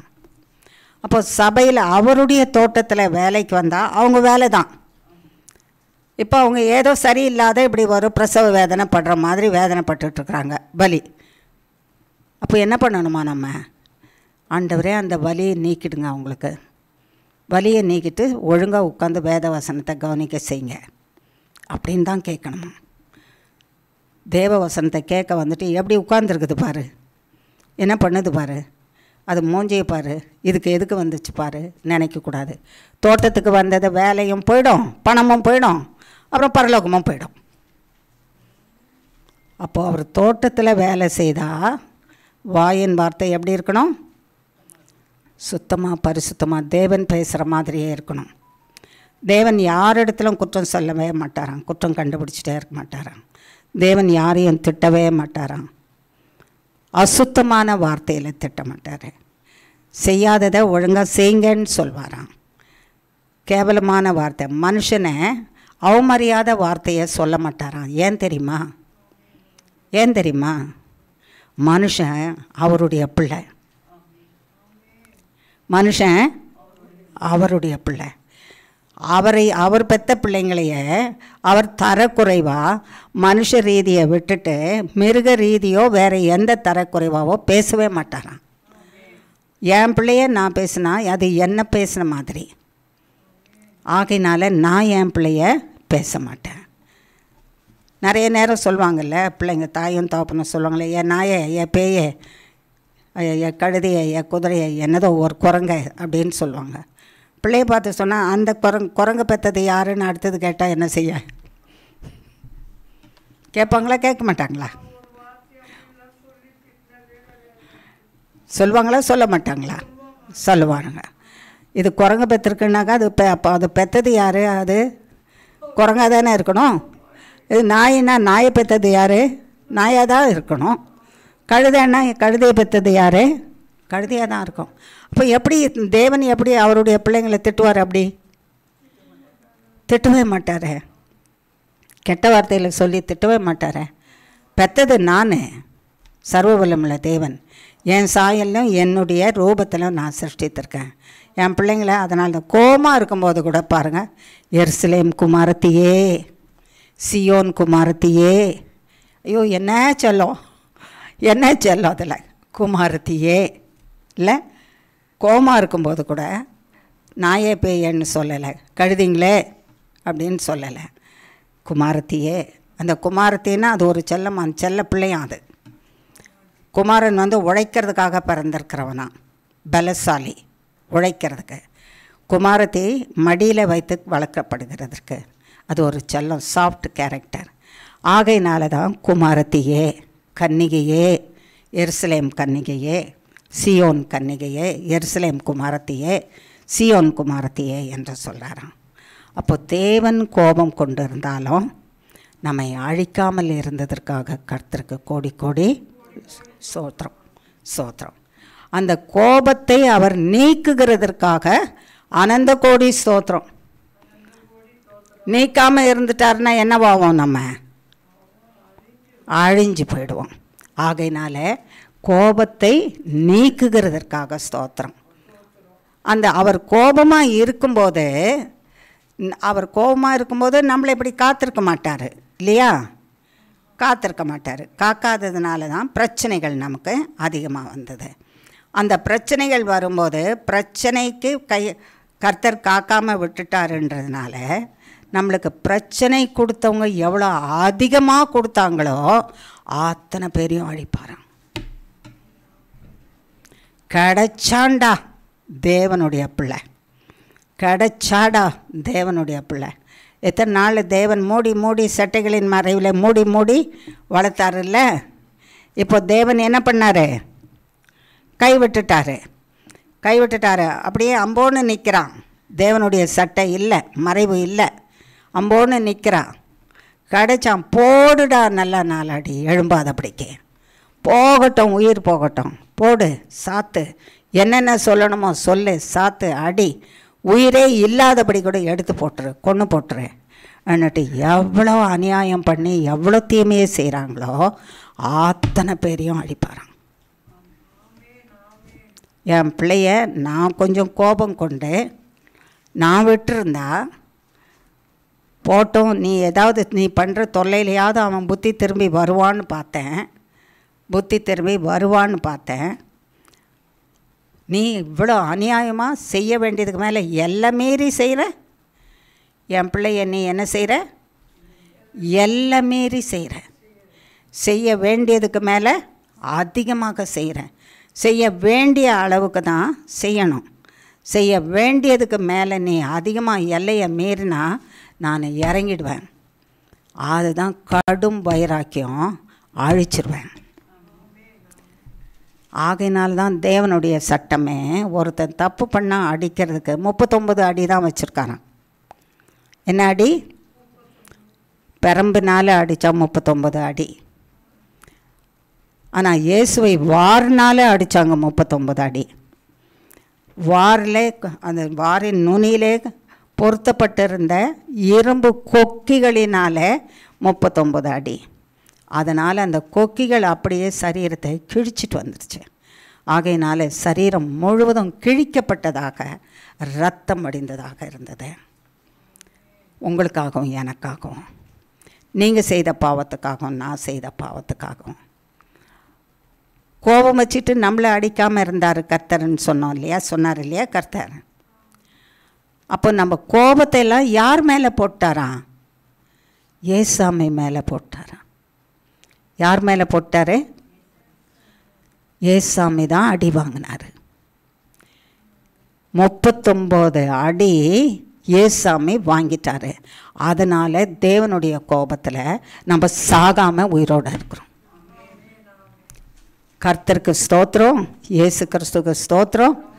உங்களுக்காகவும் எனக்காகவும் அடி வாங்கின இயேசு கிறிஸ்துக்கு ஸ்தோத்திரம். நாம் சாக வேண்டிய சாவை இயேசு கிறிஸ்துவுக்குள்ளே வைத்து இயேசு கிறிஸ்து மரித்து உயிர் தெழுந்ததுனாலே ஸ்தோத்திரம்.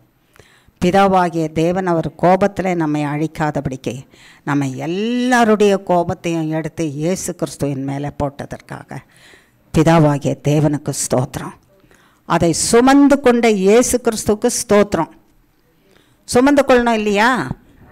ஏன் என்னை வந்து ஏன் அவங்களுடைய பாவத்தை எல்லாம் என் மேலே போடுறீங்க? நான் ஏன் பாரத்தை சுமக்கணும்? என்னால் முடியாது, வேண்டாம் ஆண்டவரே அப்படின்னு சொல்லியிருக்கலாம்ல. குடும்பத்தில் சொல்கிறோம்ல, திடீர்னு பாருங்கள், ஆமாம் அண்ணன் தம்பி தப்பு பண்ணியிருப்பான், அண்ணன் திட்டு வாங்கிட்டுருப்பான். நான் என்ன பண்ணேன்? அவன் தப்பு பண்ண, அவன் தப்பு நீங்கள் அவனை தானே திட்டணும், என்னை ஏன் திட்டுறீங்கன்னு கேட்பாங்க.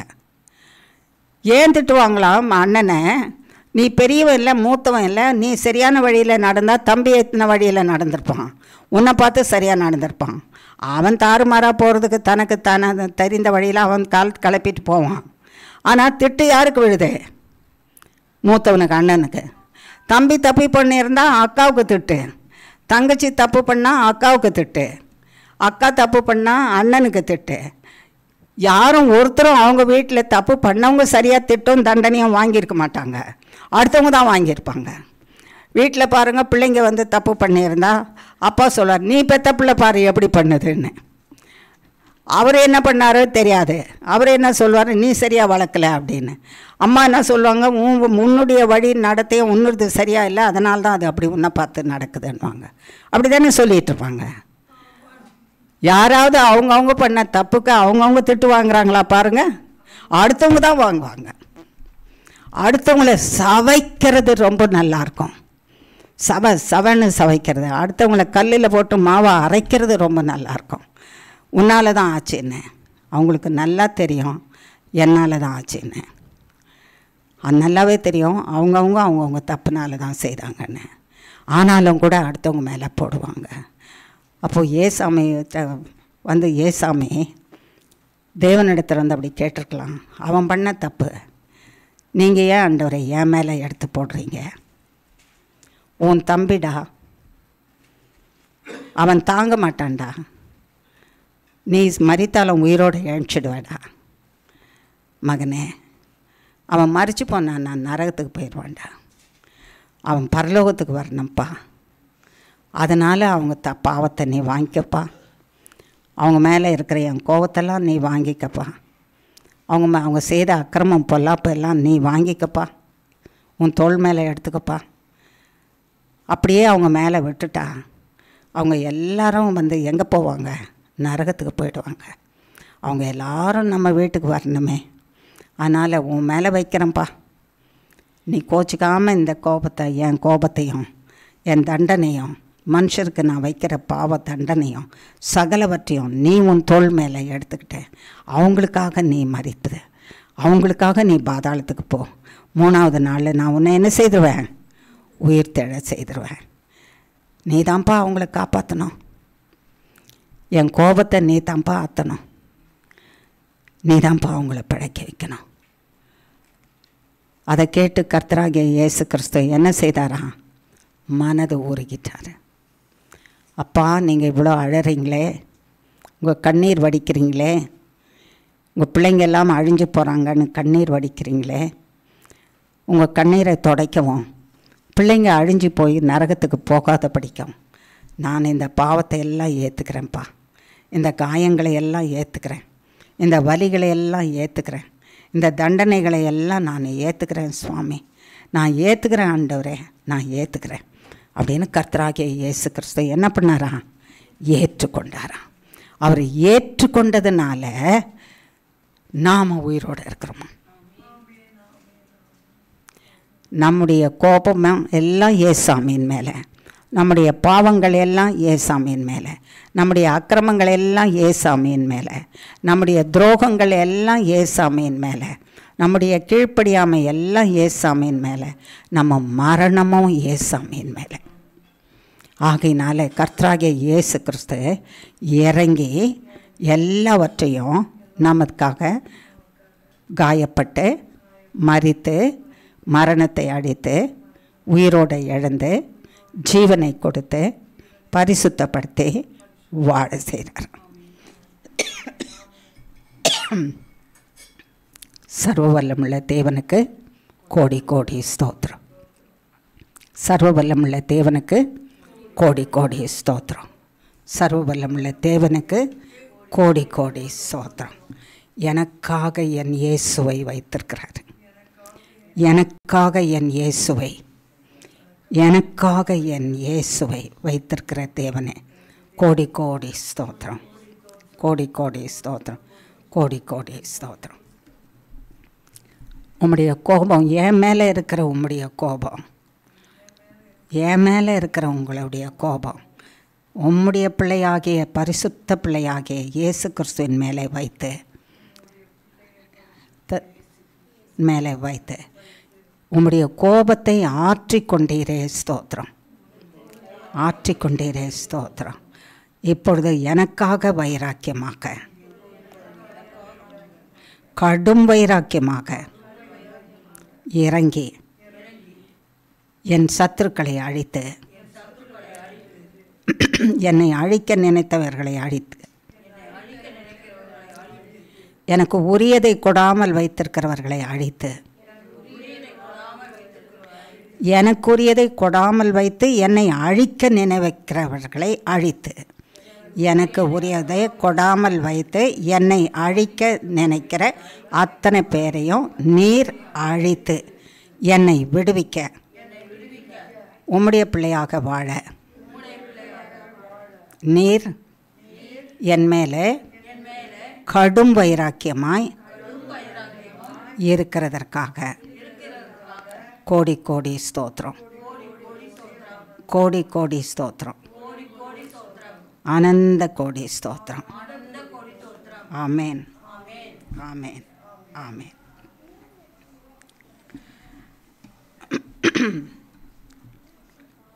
பதிமூன்றாம் வசனம் வாசிக்கிறேன் பாருங்கள். சம்பவிப்பது என்னவென்றால், யோதா வம்சத்தாரே, இஸ்ரவேல் வம்சத்தாரே, நீங்கள் புறஜாதிகளுக்குள்ளே சாபமாய் இருந்தது போல ஆசீர்வாதமாய் இருக்கும்படி நான் உங்களை ரட்சிப்பேன். பயப்படாதிருங்கள். உங்கள் கைகளை திடப்பட கடவது. எவ்வளோ அருமையான வசனத்தை சொல்லியிருக்கார் பாருங்கள். சம்பவிப்பது என்னவென்றால், அவர் கடும் வைராக்கியமாக இருந்த காரியங்களை நடப்பிக்க அவர் செயல்படும்போது நடப்பது என்ன, சம்பவிப்பது என்ன என்றால் அப்படின்னு சொல்கிறாரு. நீங்கள் புறஜாதிகளுக்குள்ள சாபமாய் இருந்தது போல. இப்போ கோபமாக இருந்து தானே கர்த்தர் நமக்கு நன்மை செய்யாமல் விட்டுட்டாரு. அவர் ஏன் கோபமாக இருந்தாருன்னா, நாம் அவருக்கு கீழ்ப்படியாமல் இருந்ததுனால, கீழ்ப்படியாமல் செய்ததுனால, ஆகையினால அவர் வழியை விட்டு விலகினதுனால கோபமாக இருந்தார். அவர் கோபமாக இருந்தபோது அவர் காக்கலை என்பதனால, கர்த்தர் கைவிட்டுட்டார் என்பதனால, மனுஷர் எல்லாரும் நமக்கு உதவி செய்தவங்களாக இருக்கலாம், உதவி செய்யாதவங்களாக இருக்கலாம். கர்த்தர் கைவிட்டுட்டார், இவங்க தனிமையாக இருக்கிறாங்க, தேவன் துணை இல்லை, நஷ்டத்தில் இருக்கிறாங்க, வருத்தத்தில் இருக்கிறாங்க, வேதனையில் இருக்கிறாங்க, கஷ்டத்தில் இருக்கிறாங்கன்னு தெரிஞ்சவங்க அத்தனை பேரும் சாபமான வார்த்தையாக போட்டாங்களாம். என்ன போட்டாங்களா?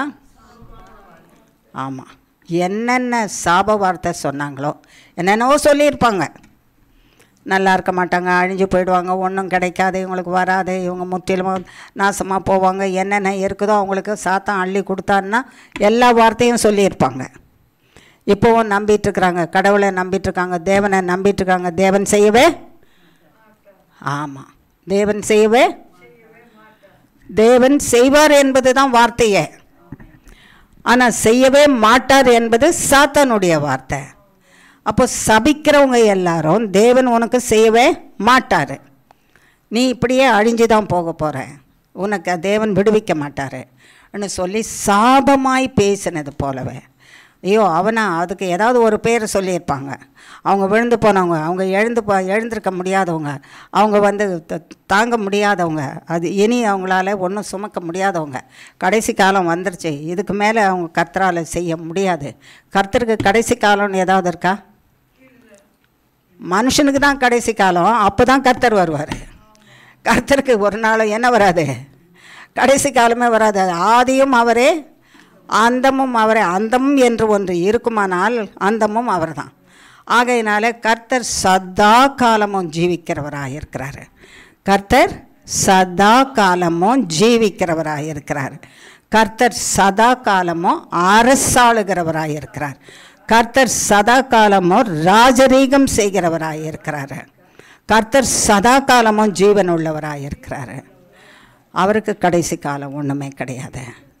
மனுஷனை பார்த்து, தேவன் உண்டாக்கின மனுஷனை பார்த்து, தேவனுக்கு உள்ளத்தில் மன்னிப்பு மன்னிப்பு மன்னிப்பு என்று பெருகி வரும்போது வைராக்கியம் வைராக்கியம் என்று பெருகி வருமா.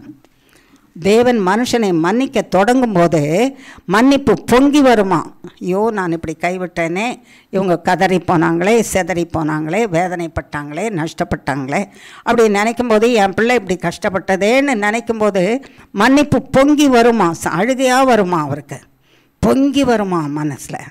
அப்படி பொங்கி வரும்போது அதில் வைராக்கியம் வருமா.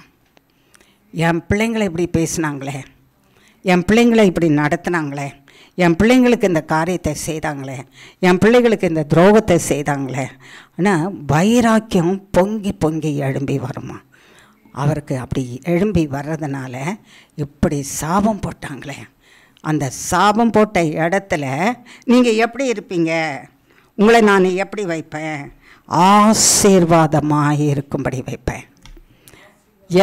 ஆமாம், எந்தெந்த மனுஷன் முன்னிலையில் எல்லாரும் சாபம் போட்டார்களோ அவருடைய மன்னிப்பு பொங்கி வருகிறதுனால, மன்னிப்பில் அவருடைய வைராக்கியம் பொங்கி வருகிறதுனால கர்த்தர் சாபத்தை எல்லாம், நம்முடைய சாபத்தை எல்லாம் ஆசீர்வாதமாக்கும்படி இறங்கி வந்தார்.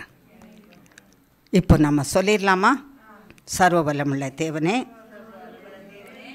என்னை உம்முடைய கோபத்திலே நீர் தண்டித்த காலத்தில் என் சத்துருக்கள், என் பகைஞர்கள் என்னை பார்த்து பரிகசித்து பேடிகளாக்கி வன் வார்த்தைகளை பேசி சாப வார்த்தைகளை வீசி எப்பொழுது சாவானோ சாவாளோ என்று காத்திருக்கவும் அதற்கேற்ற கிரியைகளாகிய மந்திரங்களையும் சூன்யங்களையும் செய்து எங்களுக்கு விரோதமாக எல்லா விதமான சாபத்தையும் சொன்னவைகளை நீர் எங்களிலிருந்து உம்முடைய மன்னிப்பினாலே எங்களுக்கு தயவு செய்கிற வைராக்கியத்தினாலே அவைகள் எல்லாவற்றையும் அழித்து போட்டு எங்கள் சாபத்தை எல்லாம் நிர்மூலமாக்கி எங்களை ஆசீர்வதித்து ரட்சித்து எங்களோடவே நீர் இருப்பீராக. எங்கள் சாபத்தை எல்லாம் இயேசு கிறிஸ்துவின் நாமத்தினாலே ஆசீர்வாதமாக்கும். எங்கள் சாபத்தை எல்லாம் இயேசு கிறிஸ்துவின் நாமத்தினாலே ஆசீர்வாதமாக்கும். எங்கள் சாபத்தை எல்லாம் இயேசு கிறிஸ்துவின் நாமத்தினாலே ஆசீர்வாதமாக்கும். எங்கள் சாபத்தை எல்லாம் இயேசு கிறிஸ்துவின் நாமத்தினாலே ஆசீர்வாதமாக்கும். எங்கள் சாபத்தை எல்லாம் இயேசு கிறிஸ்துவின் நாமத்தினாலே ஆசீர்வாதமாக்கும். எங்கள் சாபத்தை எல்லாம் இயேசு கிறிஸ்துவின் நாமத்தினாலே ஆசீர்வாதமாக்கும். எங்கள் சாபத்தை எல்லாம் இயேசு கிறிஸ்துவின் நாமத்தினாலே ஆசீர்வாதமாக்கும். ரட்சியும், எங்களோடு கூடவே இரும். நாங்கள் உங்களோடு கூடவே இருந்து எங்கள் ஜீவகாலம் முழுவதும் உங்களுக்கு முன்பாக பணிந்த ஆவியோடு வாழ்ந்து உம்மை மகிமைப்படுத்த கிருபை செய்வீராக. இயேசு கிறிஸ்துவின் நாமத்தினாலே பாதம் பணிந்து கேட்கிறோம் பிதாவே. ஆமேன், ஆமேன், ஆமேன். கர்த்தர் ஜெபத்தை கேட்டாரா? கேட்டிருப்பார், கேட்டார்.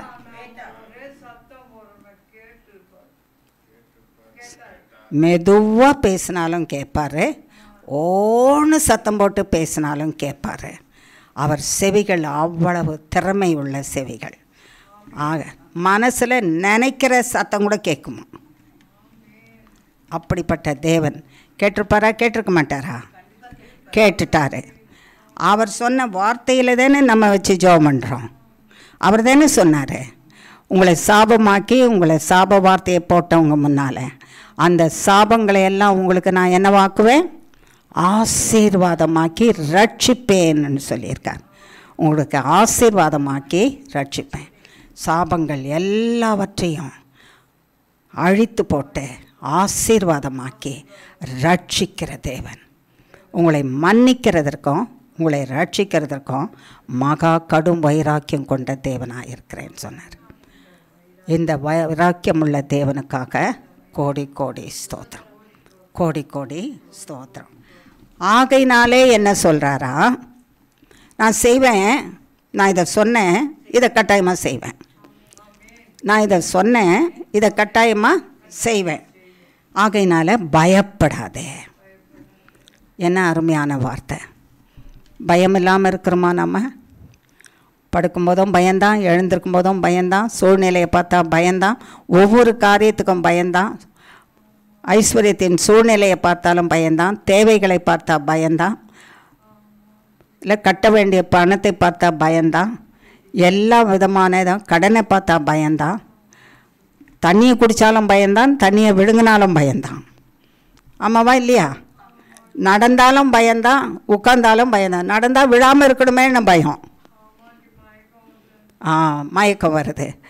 மயக்கம் வராமல் இருக்கணும் ஆண்டவரே, மயக்கம் வந்தாலும் நான் விழாமல் இருக்கணும் ஆண்டவரே. ஆமாவா இல்லையா? விழாமல் இருக்கணும், மயக்கம் வராமல் இருக்கணும். ஆகையினால பயம் எந்த இடத்துலையும். கர்த்தர் சொல்கிறாராம், இன்னைக்கு என்னை பார்த்து நீ பயப்படாதே, நீ பயப்படாதே. என்ன சொல்கிறாராம் கர்த்தர்? நீ பயப்படாதே. என்னை பார்த்து கர்த்தர் சொல்கிறாராம், மகளே நீ பயப்படாதே. ஒவ்வொருத்தரையும் பார்த்து மகனே நீ பயப்படாதே அப்படின்னு சொல்கிறாராம். பயப்படாதே, உங்கள் கைகள் திடப்பட கடவுது. கைகள் திடப்பட கடவுதுன்னா இனிமேல் என்னால் ஒன்றும் செய்ய முடியாது போ அப்படின்னு சொல்லிட்டு உட்காந்துடுறோம்ல. கைகள் பலப்பட கடவுதே, கால்கள் பலப்பட கடவுதே. பயப்படாதிருங்க, நான் உங்களோட இருக்கிறேன். உங்கள் சாபத்தை எல்லாம் ஆசீர்வாதமாக்குற தேவன் உங்களோட கூட இருக்கிறேன். உங்களை ரட்சிப்பேன், உங்களை கைவிட மாட்டேன், உங்களை மன்னிப்பேன், உங்களை மன்னித்து உங்களுக்கு நன்மை செய்கிறதுக்கு வைராக்கியமாக, கடும் வைராக்கியமாக இருக்கிறேன். இந்த தேவனாகிய நான் உங்களோட இருக்கிறேன். இதுதான் நான் செய்கிற நற்சீர் உங்களுக்கு. இதுதான் நான் உங்களுக்கு செய்கிற நற்சீர். இந்த நற்சீரை நான் உங்களுக்கு செய்யாமல் இருக்க மாட்டேன் அப்படின்னு சொன்னாராம். அப்போது இந்த நற்சீர் நமக்கு கிடைக்கணும்னா நம்ம என்ன செய்யணும் அப்படின்னு சொல்கிறாராம். 8ஆம் அதிகாரத்தில் 21ஆம் வசனம்.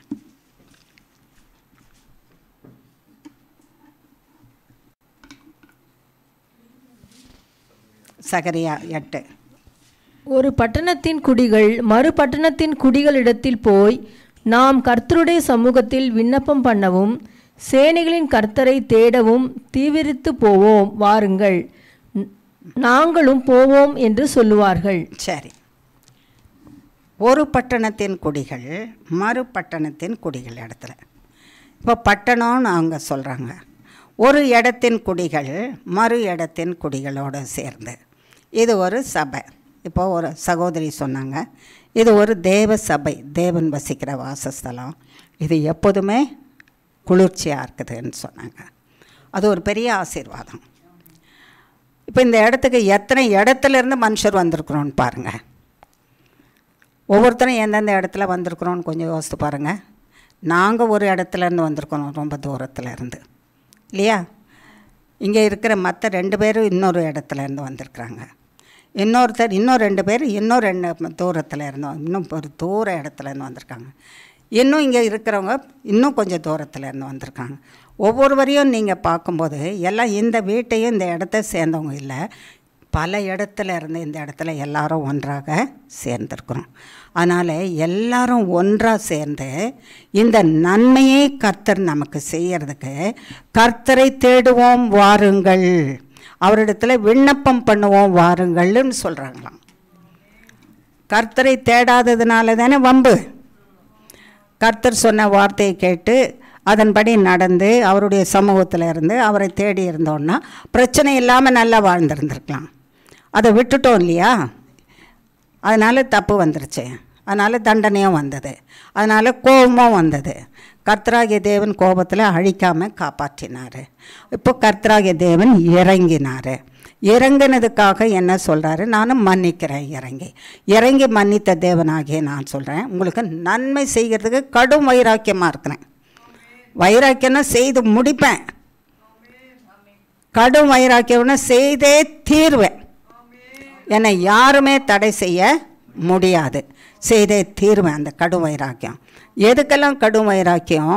மன்னிக்கிறதுக்கு கடும் வைராக்கியம், தயவு பாராட்ட கடும் வைராக்கியம், இழந்ததை திரும்ப கொடுக்க கடும் வைராக்கியம், ஜீவனை காக்கிறதற்கு கடும் வைராக்கியம், அவருடைய பிள்ளைகளாக வைத்து கொள்கிறதற்கு கடும் வைராக்கியம், அவர் என் நேச பிள்ளைகளே என்று மார்பிலை அணைத்து காத்து கொள்கிறதற்கு வைராக்கியம், கடும் வைராக்கியம் கொண்டிருக்கிறாராம். நான் உங்களை கைவிட்ட போது கோபத்தில் சத்துருக்கள் உங்களை சாபமிட்டாங்களே, விழுந்தாண்டா அவன் எழுந்திருக்க மாட்டான், விழுந்தாடா அவன் எழுந்திருக்க மாட்டான், இனி அவங்களுக்கு ரட்சிப்பே கிடையாது, விமோசனமே கிடையாதுன்னு கொண்டாடினாங்களே, சாபமிட்டாங்களே, அழிவை தேடினாங்களே, அழிவுக்கு எல்லா காரியமும் செய்தாங்களே, அத்தனை பேரையும் சங்கரிப்பேன், அத்தனை பேரையும் வைராக்கியத்தோடு சங்கரிப்பேன். அவங்க போட்ட சாபங்கள் எல்லாவற்றையும் ஆசீர்வாதமாக மாற்றுவேன். ஆசீர்வாதமாக மாற்றி உங்களுக்கு நன்மை செய்வேன், உங்களை ரட்சிப்பேன், உங்கள் கூடவே இருப்பேன். அதனால் பயப்படாதிருங்க, தைரியமாக இருங்க, பயப்படாதிருங்க. கைகள் திடப்பட கடவுதுன்னு, திடம்னா தைரியம், தைரியமாக இருங்கன்னு சொன்னாராம். அதற்கு நம்ம கர்த்தரை தேடி வந்து என்ன செய்யணுமா? எங்களுக்கு இதை செய்திங்க ஆண்டவரே, ஸ்தோத்திரம் ஸ்தோத்திரம் ஆண்டவரே, சீக்கிரமாக எங்களுக்கு நீர் உம்முடைய கடும் வைராக்கியத்தோடு எழுந்து நீர் சொன்ன நன்மைகளை எல்லாம் எங்களுக்கு செய்து, நீர் சொன்னதை தீங்கு எல்லாம் சத்துருக்களுக்கு நீர் செய்து எங்களை விடுவித்து காப்பீராக எனக்கு விண்ணப்பம் பண்ணிகிட்டே இருக்கணுமா? கர்த்தரிடத்தில் கூடி தேடி வந்து தேடணும், கூடி வரணும், ஜெபம் பண்ணணும். விண்ணப்பம் பண்ணணும்னா என்ன அர்த்தம்? அது நடக்கிற வரைக்கும் ஜெபம் பண்ணிகிட்டே இருக்கணும். இன்னைக்கு கர்த்தர் சொல்லியிருக்கிற இந்த காரியம் நமக்கு நடைபெறும் பரியந்தம் நீர் கடும் வைராக்கியத்தோடு எனக்காக எழும்பி என் சத்துருக்களை பழி வாங்கி அவர்கள் போட்ட சாபங்களையெல்லாம் எனக்கு ஆசீர்வாதமாக்கி என்னை ரட்சித்து உம்முடைய சட்டைகளுக்குள்ளே என்னை மறைத்து வைத்து பாதுகாத்து கொண்டேன். நான் உம்மோடும் நீர் என்னோடும் வாழ்ந்திருக்கத்தக்கதாக ரட்சித்து உம்முடைய பிரசன்னத்தை கொடுத்து பயப்படாதே, இனி உனக்கு ஒரு தீமையை நேரிடுவதில்லை என்று சொன்ன வார்த்தையின்படி நாங்கள் பயப்படுகிற காரியங்கள் எங்களை விட்டு அழிந்து போகவும் எங்கள் சாபங்களெல்லாம் ஆசீர்வாதமாகவும் சர்வ வல்லமுள்ள தேவனே, நாங்கள் திடப்படுத்தப்பட்டு உம்முடைய கரத்தில் ஸ்திரப்படுத்தப்பட்டு நிலைநிறுத்தப்பட்டு சீர்திருத்தப்பட்டு கர்த்தருடைய நாமத்துக்கு மகிமையாக வாழ்ந்திருக்க கிருபை செய்யுங்க, கிருபை செய்யுங்க, கிருபை செய்யுங்க.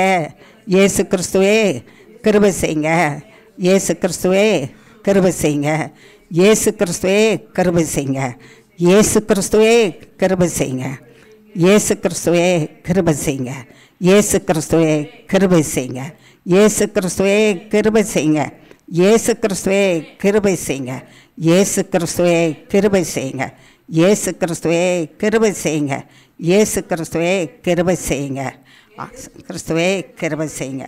ஆமேன், ஆமேன், ஆமேன், ஆமேன். சர்வ வல்லமுள்ள தேவன் செய்து இதை நமக்கு செய்வேன்னு சொல்லிட்டாரு.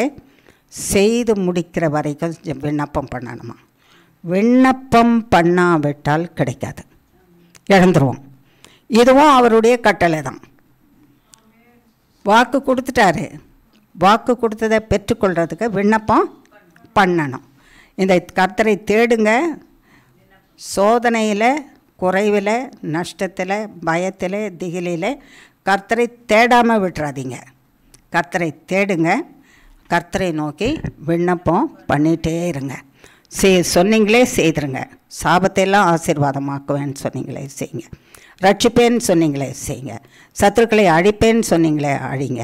வைராக்கியமாக எழும்பி எனக்கு நன்மை செய்வேன்னு சொன்னீங்களே, விடுவிப்பேன்னு சொன்னீங்களே செய்யுங்க.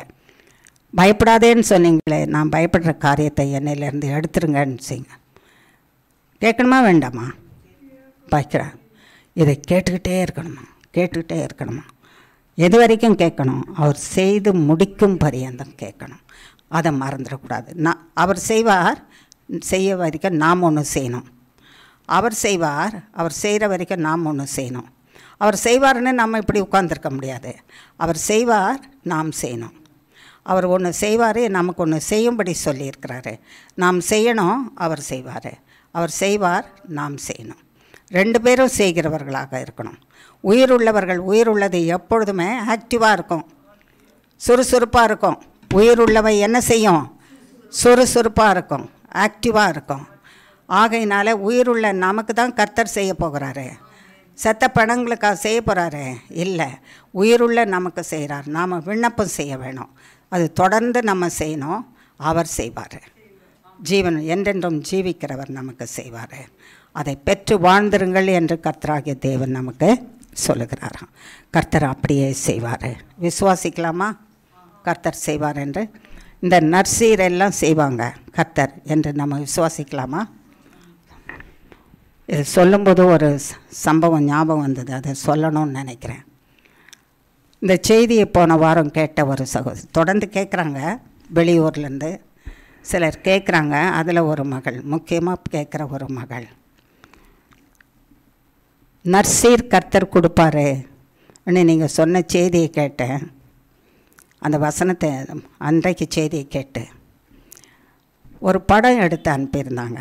ஒரு நல்ல பித்தளையாக, அது வெண்கலமான்னு தெரில, ஒரு பாத்திரம், நல்ல இவ்வளோ பெரிய பாத்திரம், இவ்வளோ பெருசு, அந்த சைஸில் மூடி போட்டு ஒரு படம் எடுத்து வாட்ஸ்அப்பில் அனுப்பி, நான் கல்யாணம் பண்ணி போய் 10 வருஷம் ஆகுது, எனக்கு என் தாய் ஒரு சீர் கூட கொடுத்ததில்ல. அவங்க சொல்லி தான் கல்யாணம் பண்ணியிருக்கேன். நான் என் பிரியமாக கூட கல்யாணம் பண்ணல, அவங்க தான் ஒழுங்கு பண்ணி கல்யாணம் பண்ணாங்க. ஒழுங்கு செய்து கல்யாணம் பண்ண எனக்கு இருந்ததோடு தான் நான் போனேன். ஒரு சீர் கூட அவங்க செய்ததில்லை, ஒரு நகையும் எனக்கு போட்டதில்லை. இந்த 10 வருஷமாச்சு இந்த செய்தியை கேட்டேன். ஆண்டவரே நற்சீர் கொடுப்பேன்னு சொல்லியிருக்கீங்களே, அது என்ன சீருன்னு தெரியலையே ஆண்டவரேன்னு நான் நினச்சிட்டு இருந்தேன். எங்கள் அம்மா 10 வருஷத்துக்கு பிறகு இன்றைக்கி தான் பேசியிருக்காங்க. 2 மணி நேரம் பேசியிருக்காங்க என்கிட்ட. என்ன கோபத்தினால பேசலையோ தெரியாது. குடும்ப தேவையெல்லாம் நான் தான் சந்திச்சிருக்கிறேன். வேலை செய்து குடும்பத்தின் தேவையெல்லாம் கொடுத்துருக்குறேன். அப்பாவனுடைய கடனெல்லாம் அடைச்சிருக்கேன் வேலை செய்து. அக்கா, தங்கச்சி, தம்பி கல்யாணத்துக்கெல்லாம் உதவி செய்திருக்கிறேன். நான் கல்யாணம் பண்ணாமல் இருந்தேன். கடைசியாக எனக்கு கல்யாணம் வற்புறுத்தி பண்ணாங்க. ஒரு சீரும் கொடுக்காம பண்ணாங்க. 10 வருஷம் எதனாலே எங்கள் அம்மா பேசலைன்னு எனக்கு தெரியாது. அன்னைக்கு பேசினாங்க. 2 மணி நேரம் பேசினோன்னாங்க. எங்கள் அம்மா வீட்டில் சாப்பிட்டேன்னாங்க. முதல் முறையாக ஒரு பாத்திரம் ஒன்று ப்ரெசென்ட் பண்ணாங்களா அவங்க அம்மா. ஒரு பாத்திரம், அந்த செம்பு பாத்திரம், செம்பு இல்லை பித்தளை பாத்திரம். அதை ஃபோட்டோ எடுத்து எங்கள் அம்மாட்ட இருந்து பெற்ற முதல் சீர், நற்சீர் கர்த்தர் எனக்கு கொடுத்துருக்கிறாரு அப்படின்னு அனுப்பியிருந்தாங்க. எவ்வளோ பெரிய காரியம் கர்த்தர் செய்கிறார் பாருங்கள். விசுவாசிக்கிறவனுக்கு எல்லாம் கூடும். விசுவாசிக்கிறவனுக்கு எல்லாம் கூடும். இந்த செய்தியை கேட்குறேன் நான். சர்வ வல்லமுள்ள தேவனே, எனக்கு நீர் என்ன சீர் கொடுக்க போகிறீர் தெரியலையேன்னு நினச்சேன். எங்கள் அம்மாவோட சமாதானம் ஆனது பெரிய நற்சீர். 10 வருஷம் பேசாத இருந்து பேசினது பெரிய நற்சீர் எனக்கு. அங்கே சாப்பிட்டது இல்லை, 10 வருஷம் கழித்து சாப்பிட்டேன், அது பெரிய நற்சீர். ஒரு பொருள் கூட எனக்கு கொடுத்ததில்லை, அவங்ககிட்டேருந்து ஒரு பொருள் கிடச்சிருக்குது நற்சீர். எனக்கு இனிமேல் எல்லாவற்றையும் செய்வார், எல்லா நற்சீரையும் கொடுப்பாருன்னு நான் நம்புகிறேன்னு எழுதியிருந்தாங்க. கர்த்தருக்குள்ள அருமையானவர்களே, தூரத்து இடத்துல இருக்கிறாங்க அவங்க. எத்தனையோ கிலோமீட்டர் தூரம் இருக்கும். அவ்வளோ தூரத்தில் இருந்து இந்த செய்தியை வானொலி மூலமாக கேட்குறாங்க. கேட்டு விண்ணப்பம் பண்ணி கர்த்தர் நன்மையை செய்திருக்காரு. அவர் சமூகத்தில் இருந்து கேட்குற நமக்கு செய்ய மாட்டாரா? செய்வார் இல்லை?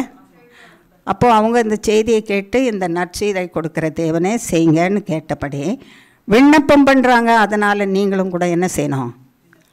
அதை தான் கர்த்தர் நமக்கு சொல்கிறாரு, விண்ணப்பம் பண்ணு. நீ பெற்றுக்கொள்ளுகிற வரைக்கும் நீ என்ன பண்ணணும்? விண்ணப்பம் பண்ணு, உனக்கு கிடைக்கும். நற்சீர் இப்போ தான் முதலாவது ஆரம்பிச்சிருக்குது, இன்னும் நிறைய கிடைக்கும். எவ்வளவு கிடைக்கணுமோ கர்த்தர் இடங்கொள்ளாமல் போகும் பரியந்தம் நற்சீர் செய்வார். அந்த மகளுடைய கணவனுக்காக ஜெபம் பண்ணிக்கங்க. அந்த கணவர் ரட்சிக்கப்படணும். அதிகமான குடி சுகவேணும். பிழைப்பாரான்னு சந்தேகத்தில் தான் இருக்கிறாங்க. ஜீவன் கர்த்தருடைய கையில் இருக்குது. சர்வ வல்லமுள்ள தேவன் அந்த ஜீவனை மீட்டு குடியிலிருந்து அவரை விலக்கி காத்து குடியை வெறுக்கும்படி செய்து கர்த்தருடைய நாமத்துக்கு மகிமையாக ஜீவிக்கும்படிக்கு செய்யணும். உங்கள் ஜெபத்திலையும் ஜெபிங்க, நம்ம இப்போவும் ஜெபிக்கலாம். இது கர்த்தராகிய தேவன் இந்த நன்மைகளை உங்களுக்கு செய்வேன்னு சொன்னவர், பொய் சொல்லாதவர், உண்மையை சொல்லுகிறவர், அப்படியே செய்கிறவர். இதை செய்து முடிப்பார்.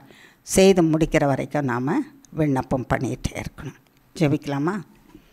சர்வ வல்லமுள்ள தேவனே, எங்களிடத்தில் நேர்த்தியாய் பேசினீரப்பா.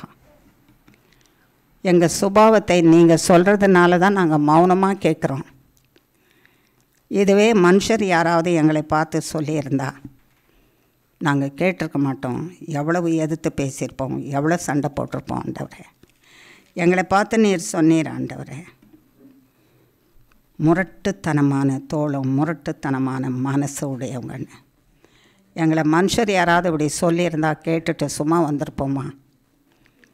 இன்னும் கொஞ்சம் முரட்டுத்தனமாக அவங்கக்கிட்ட 4 வார்த்தையை பேசியிருப்போம். இல்லைன்னா எங்கள் கையை ஓங்கி 4 அறையாவது கொடுத்துருப்போம். முரட்டுத்தனம், கேளாதபடிக்கு செவிகளை அடைத்து கொள்கிற செவிகள், செவிட்டு செவிகளைப் போல இருக்கிற செவிகள். மனுஷர் யாராவது சொன்னால் நாங்கள் கேட்போமா சுவாமி? ஆண்டவரே, நீர் சொன்னதுனால எங்கள் சிரம் தாழ்த்தி உம்முடைய பாதத்தில் மிகவும் தாழ்மையாக எங்களுக்குள்ளே இருக்கிற இந்த குணத்தை எடுத்துருங்கன்னு கேட்குறோம் சுவாமி. சர்வ வல்லமுள்ள தேவனே, எடுத்து போடுங்க. முரட்டுத்தனத்தை எடுத்து போடுங்க. உங்கள் சத்தத்தை கேட்காதபடிக்கு செவிகளை அடைச்சிக்கிறோமே, அந்த அடைப்புகளை எடுத்து போடுங்க.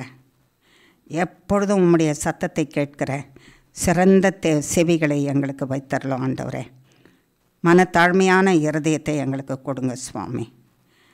அப்பா பிதாவே, எங்களை பார்த்து சொன்னீர், இருதயம் வைரமாக்கினீங்க, மிகவும் வைரமாக்கினீங்க, மிகவும் வைரமாக்கினீங்க.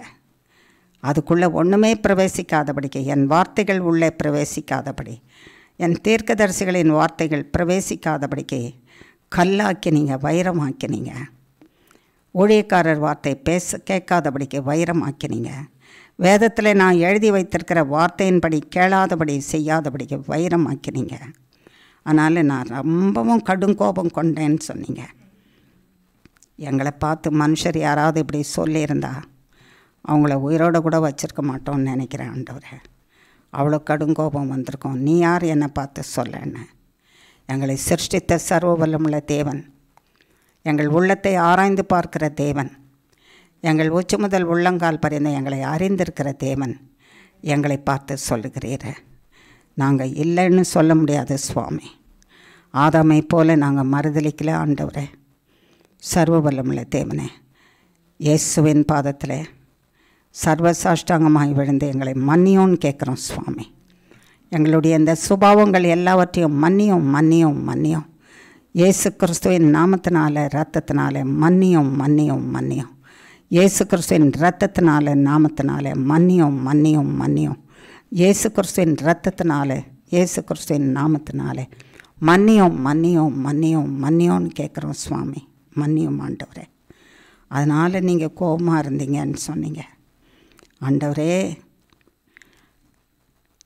நீங்கள் கோபமாக இல்லைன்னா நாங்கள் இன்னும் கெட்டு அழிஞ்சு செத்து போயிருந்திருப்போம் போல் சுவாமி.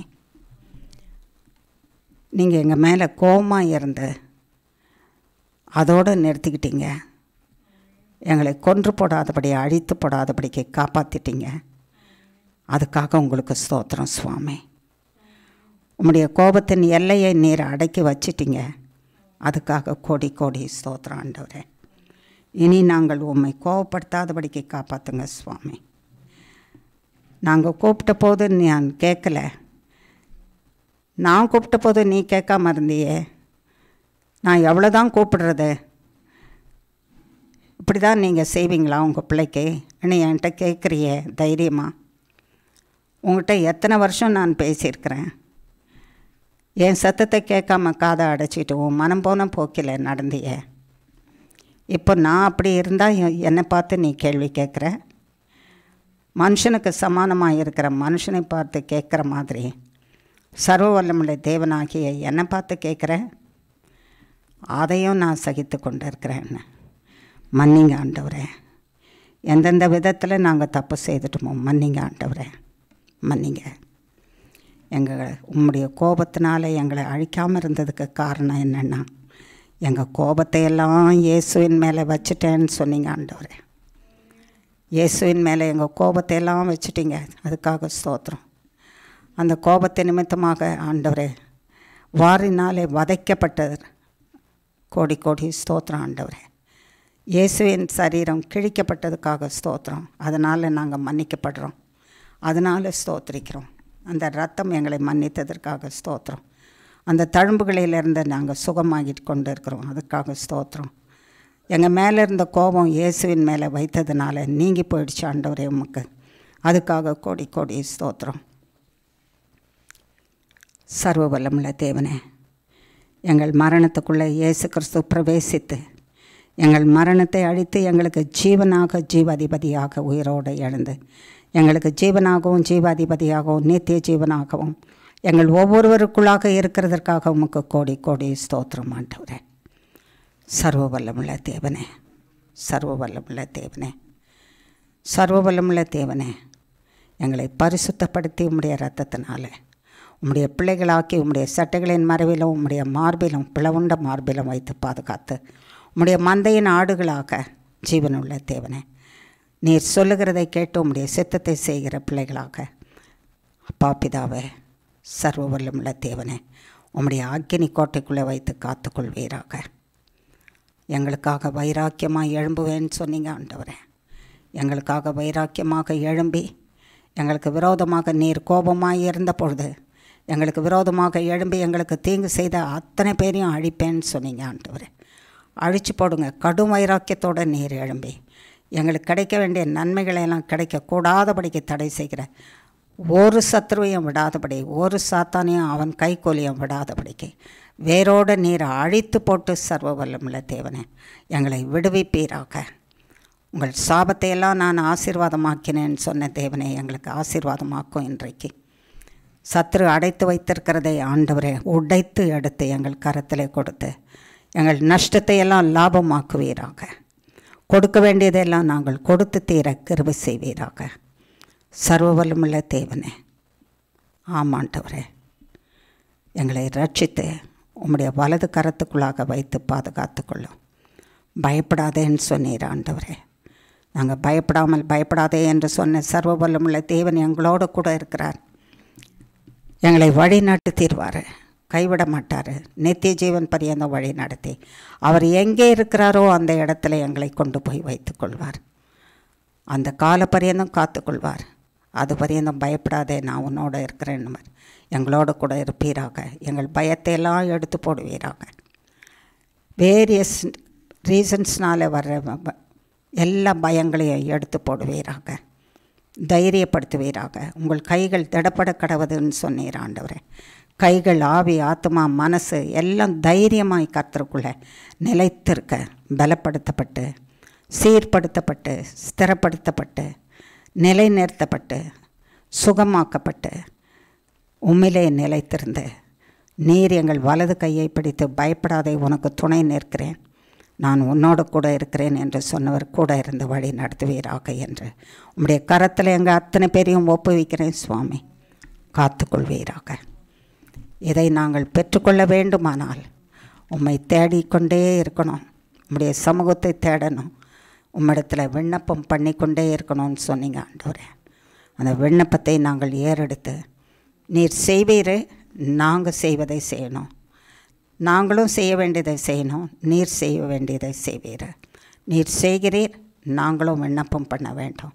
அதை பெற்றுக்கொண்டு கர்த்தருடைய நாமத்துக்கு மகிமையாக ஜீவிக்க கிருபை செய்வீராக என்று இயேசு கிறிஸ்துவின் நாமத்தினாலே கேட்குறோம். செய்தரலாம் சுவாமி. ஆண்டவரே, இந்த சாட்சியை எழுதின ஒரு மகள், அந்த அன்பு மகளுக்காக ஸ்தோத்திரிக்கிறோம்.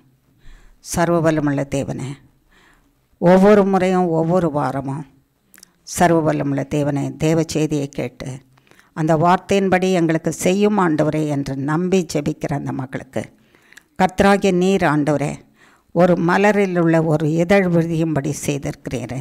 அந்த நற்சீரை அந்த மகள் ஆண்டவரே கர்த்தருக்கு மகிமையாக எழுதியிருக்கிறாங்க. இன்னும் அந்த மகளுக்கு நற்சீர் வேணும் சுவாமி.